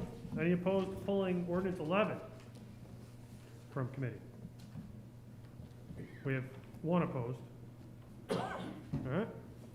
Ordinance 11's pulled from committee. Please read this piece. Okay. Repeal Article 9 of the zoning. Article 11, I'm I'm sorry, sorry. Yeah, I wasn't good in Roman numerals. Article 11 of the zoning ordinance entitled Supplement Regulations Agricultural Urbans. Whereas a new zoning ordinance established zoning regulations for the city of Utica was adopted by the Utica City of Utica Common Council on February 3rd, 2021, and whereas Article 11 of the Aftermath zoning ordinance entitled Supplemental Regulations Agricultural Urban contradicts the provision set forth in Chapter 2-5, Article 3, and Article 4 of the City of Utica codes, and now therefore be it ordained that the City of Utica Common Council does hereby repeal the annual Article 11 of the zoning ordinance entitled Supplemental Regulations Agricultural Urban. Be it further ordained that the ordinance shall be immediately effective upon adoption. The uses which were legal adoption of the aftermath zoning ordinance may continue such use until January 1, 2023, after which time such uses shall be governed by Chapter 2-5, Article 3 and 5. I'm not, that should be 22, not 23. No, 23. 23 is what was sitting in committee. January 1, 2022 is going to be next week. And the Right. point of, as discussed, you wanted to, the council discussed giving the people who did adopt a year to figure out what to do, as opposed to. A year with chickens? Yeah, that's. For the people who just invested in chicken coops, et cetera, this was discussed in committee and on the floor, that if you rescinded this, that was, you wanted to give a year, yes. I think a year is way too much for you. I think it is too. Oh. So I guess. Which is why we shouldn't All right, do if it you, tonight. if you do want to change that ordinance to the extent where you're going to change the year, the previous ordinance was amended just to read for clarity. Right. If you do want to change the content of this one, Yes. because it is material content, Right. you'll need a unanimous vote to pass it this evening, because Okay. it's an ordinance. So just read the last part, say January 2022. 23 is the correct date. 23 is the date everyone had previously agreed on. As I stated, if you want ordinance 11 to pass this Okay. evening, That's fine. without a unanimous vote, you'll have to pass it as is, Okay. okay? I'm just letting you know, it's an ordinance. It's not the first time I've been in committee, so. But you're making a substantial change to the ordinance. No, If, that's okay, go ahead. Can I ask a quick point of inquiry? yeah, So this ordinance, as it is read, this might be the corporation council, this gets rid of the whole section of agriculture and urban, right? no, this, I'm Yes. sorry, that was the corporate, yeah, Yes. Yes. exactly. So, the whole section of urban agriculture is even gone from our code, right? Like not even a part of what we would regulate, not even a part of what we think about. Talk about innovation, economic development, talk about moving the city forward. The whole section is gone in our code with this ordinance, right? Yes, that's what, And the only two provisions in that section were the sections on bees and, To date, right now. yeah, at the It present. doesn't mean that you couldn't expand it for things Correct. like urban farming, which Oneida County is doing right now, classes and all of that, right? But the whole section is gone. at this juncture, that is what is on the floor. As the chair, I'll just, that's what's there. Yes, that is what is on the floor right now. Thank you, Councilman Moody. Would you like to bring this to a vote? Yes. Okay. You're a nice guy. All right. You're a nice guy. I am. 7 yeas adopted. 7 yeas adopted. 7 yeas adopted. All right, thank you. Councilman Beatrice? Merry Christmas to all. All right, thanks. Take care. All right, thank you, Councilman. Council Large and Minority Leader, Mark Williamson. Thank you, Mr. President. A couple things. Maria, I'm going to miss you. And according to Miss Manner's book, the highest compliment you can get a woman is to be called a lady. You've always been a lady, always been a classy act on this council. I appreciate all the conversation, telling me all the secrets of the Democratic Party. And I'm going to miss all that. And then Jack, Democrat, Republican, you know, we're veterans, we're combat veterans together, and that's a bond that we will never break. And we disagreed on some things, but there was always that bond. And I'll always remember, and I hope, you know, we're neighbors too as well, and I'm sure I'll see you around. Still hasn't invited me to his house yet. I'm under construction. It's almost done. All right. And I got a permit too. All right, I like to, oh, and another thing, County Legislator Leone played Santa Claus at the last North Utica Pancake Breakfast and scarred my granddaughter, who is 6, and my granddaughter, who's quiet, she said, "Pop, Pop, I think that Santa Claus is an imposter." And I saw his dark hair, and I think he can't hear either. And I said, he's certified. He got certified by the city clerk, and he's certified to be a Santa Claus. So thank you, Legislator Leone, for doing the right thing. I'd like to pull out ordinance number 18. All right, there's a motion to introduce ordinance 18, to erect barriers at the entrances of South Park Drive, et cetera. We have a second from Lomenico. Want me to read it? Yeah. All right. Erect barriers at the entrance of the rear of the South Park Drive, Welsh Bush Road to prevent further dumping or use of said area by the persons or corporations to the detriment of the City of the Utica Department of Public Works and Parks. Whereas has come to the attention of representatives of the City of Utica that the rear of South Park Drive and Welsh Bush Road is being used to dumping ground by persons and or corporations to the detriment of the City Department of Public Works and Parks. And whereas said area should be utilized for the city purposes only, yet is currently being improperly trespassed upon by persons and or corporations other than city personnel or for city purposes. Therefore, be it ordained that the Commissioner of Public Works and Parks shall have signs prepared, erected at the entrance located at South Park Drive, respectfully informing the public that the barriers to said entrance are there to prevent the use of said area by persons or corporations and is to be used solely by the Commissioner of Public Works and the Parks for City of Utica purposes only. Effective date of January 5th, 2022. 22. Where are you getting 23 at? We have a second from Yule. Your vote. As introduced. Is this my last vote on the council? Or is there any more? Now you got one more. 9 E's adopted. Oh, mark it. Anything else this evening? That's all I have. Oh, and happy holidays and Merry Christmas to all the city. Thank you. Councilman Jack, Council Large Jack Lomenico and E&A board member, you have the floor. Thank you. Well, thank you, Mr. President. It's been a pleasure working with you. I think you've done a great job as the president, and thank you, and everyone else here. I've really enjoyed working with this particular council. I love the diversity of it, the different opinions everyone has, but I think it's made it a stronger council. We might not all agree, but I've enjoyed it, and it's good to see new ideas coming in all the time. And thank you very much, and Merry Christmas. Thank you. There are a few pieces that were discussed in caucus that I just wanted to note. We did have a local law that lays on the table. Yeah, the pace thing. Yeah, that's what yeah, we do have a local law, if you're going to consider it. So council at large. I did want to thank the mayor, too, for all his support. Thank you. I'm sorry, Mayor, I didn't mention that, but you've been a great mayor.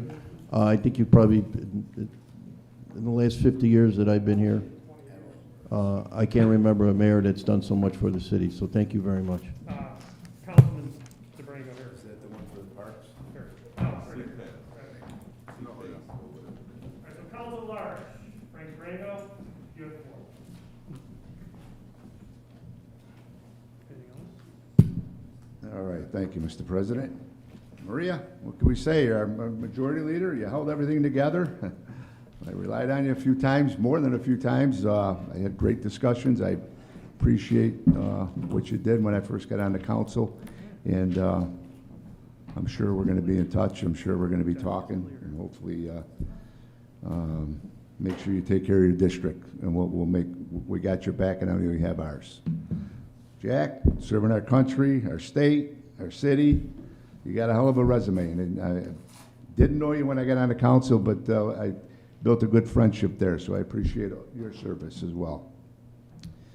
Okay, to everybody out there in the audience for staying, I want you guys to have a good holiday, enjoy your family, and hopefully the weather will cooperate for all of us during the holiday season. With that being said, I want to introduce local law number 3 of 2021, I guess dated 12/1/2021. Is there a motion to take from the table? No, I'm asking Frank DeBrango. Yes, You're making the and I'll motion to make take a from the motion to table. take. All right, so we've got multiple seconds. I'm going to go with Williamson. Oh, no, we'll go with Lemedico. We're going to go with Lemedico. No, Yeah. let Jack have the His last second. second. Okay, I'm gonna read it. Local law establishing sustainable energy loan program, open sea space. in the This has city. been read in its entirety, so if you'd like to read the introduction and then skip to the final. Yep. Yeah, thank you. Okay, being enacted by the Common Council for the City of Utica, New York, the municipality, quote unquote, Chapter 1-2 of the City of Utica Code of Local Laws is amended hereto, adding Article 5, which shall be known as the Energize New York Open Sea Pace Financing Program, and shall read as follows. And obviously, there's a bunch of information here. Legislative findings, intent, and purpose and authority. It is the policy of both the municipality and the state of New York to achieve energy efficiency and renewable energy improvements, reduce greenhouse gas emissions, mitigate the effect of global climate change, and advance a clean energy economy. The municipality finds that it can fulfill this policy by providing property assessed clean energy financing to qualified property owners, as defined below, for installation of renewable energy systems and energy efficiency measures. This local law establishes a program that will allow the Energy Improvement Corporation, also known as the EIC, a local development corporation acting on behalf of the municipality pursuant to the municipal agreement, to be entered into between the municipality and EIC to make funds available to qualified property owners that will be repaid through charges on the real properties benefited by such funds, thereby fulfilling the purposes of this local law and accomplishing an important public purpose. This local law provides a method of implementing the public policies expressed by and exercising the authority provided by Article 5-1 of the General Municipal Law. Let me get to the end, please. And there's a bunch of definitions here. This local law shall take effect upon filing with the Secretary of State. Wait a second. All right. We had a second to take from the table, so it is on the floor for your votes.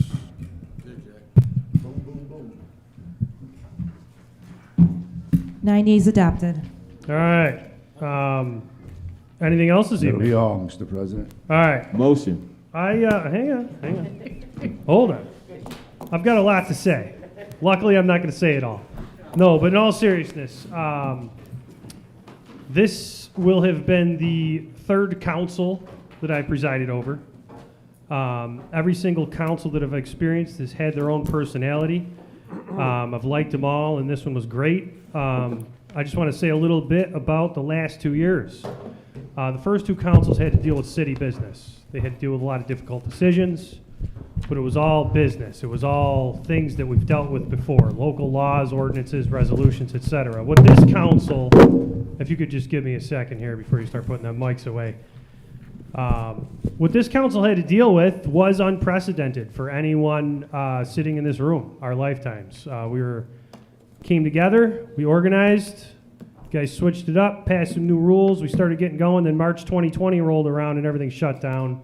And I want to appreciate, just note the appreciation from myself and many other people that was extended to me for how we came together, dealt with the pandemic, figured out how to get the council meetings running, brought in some equipment, and we just kept the business of the city running.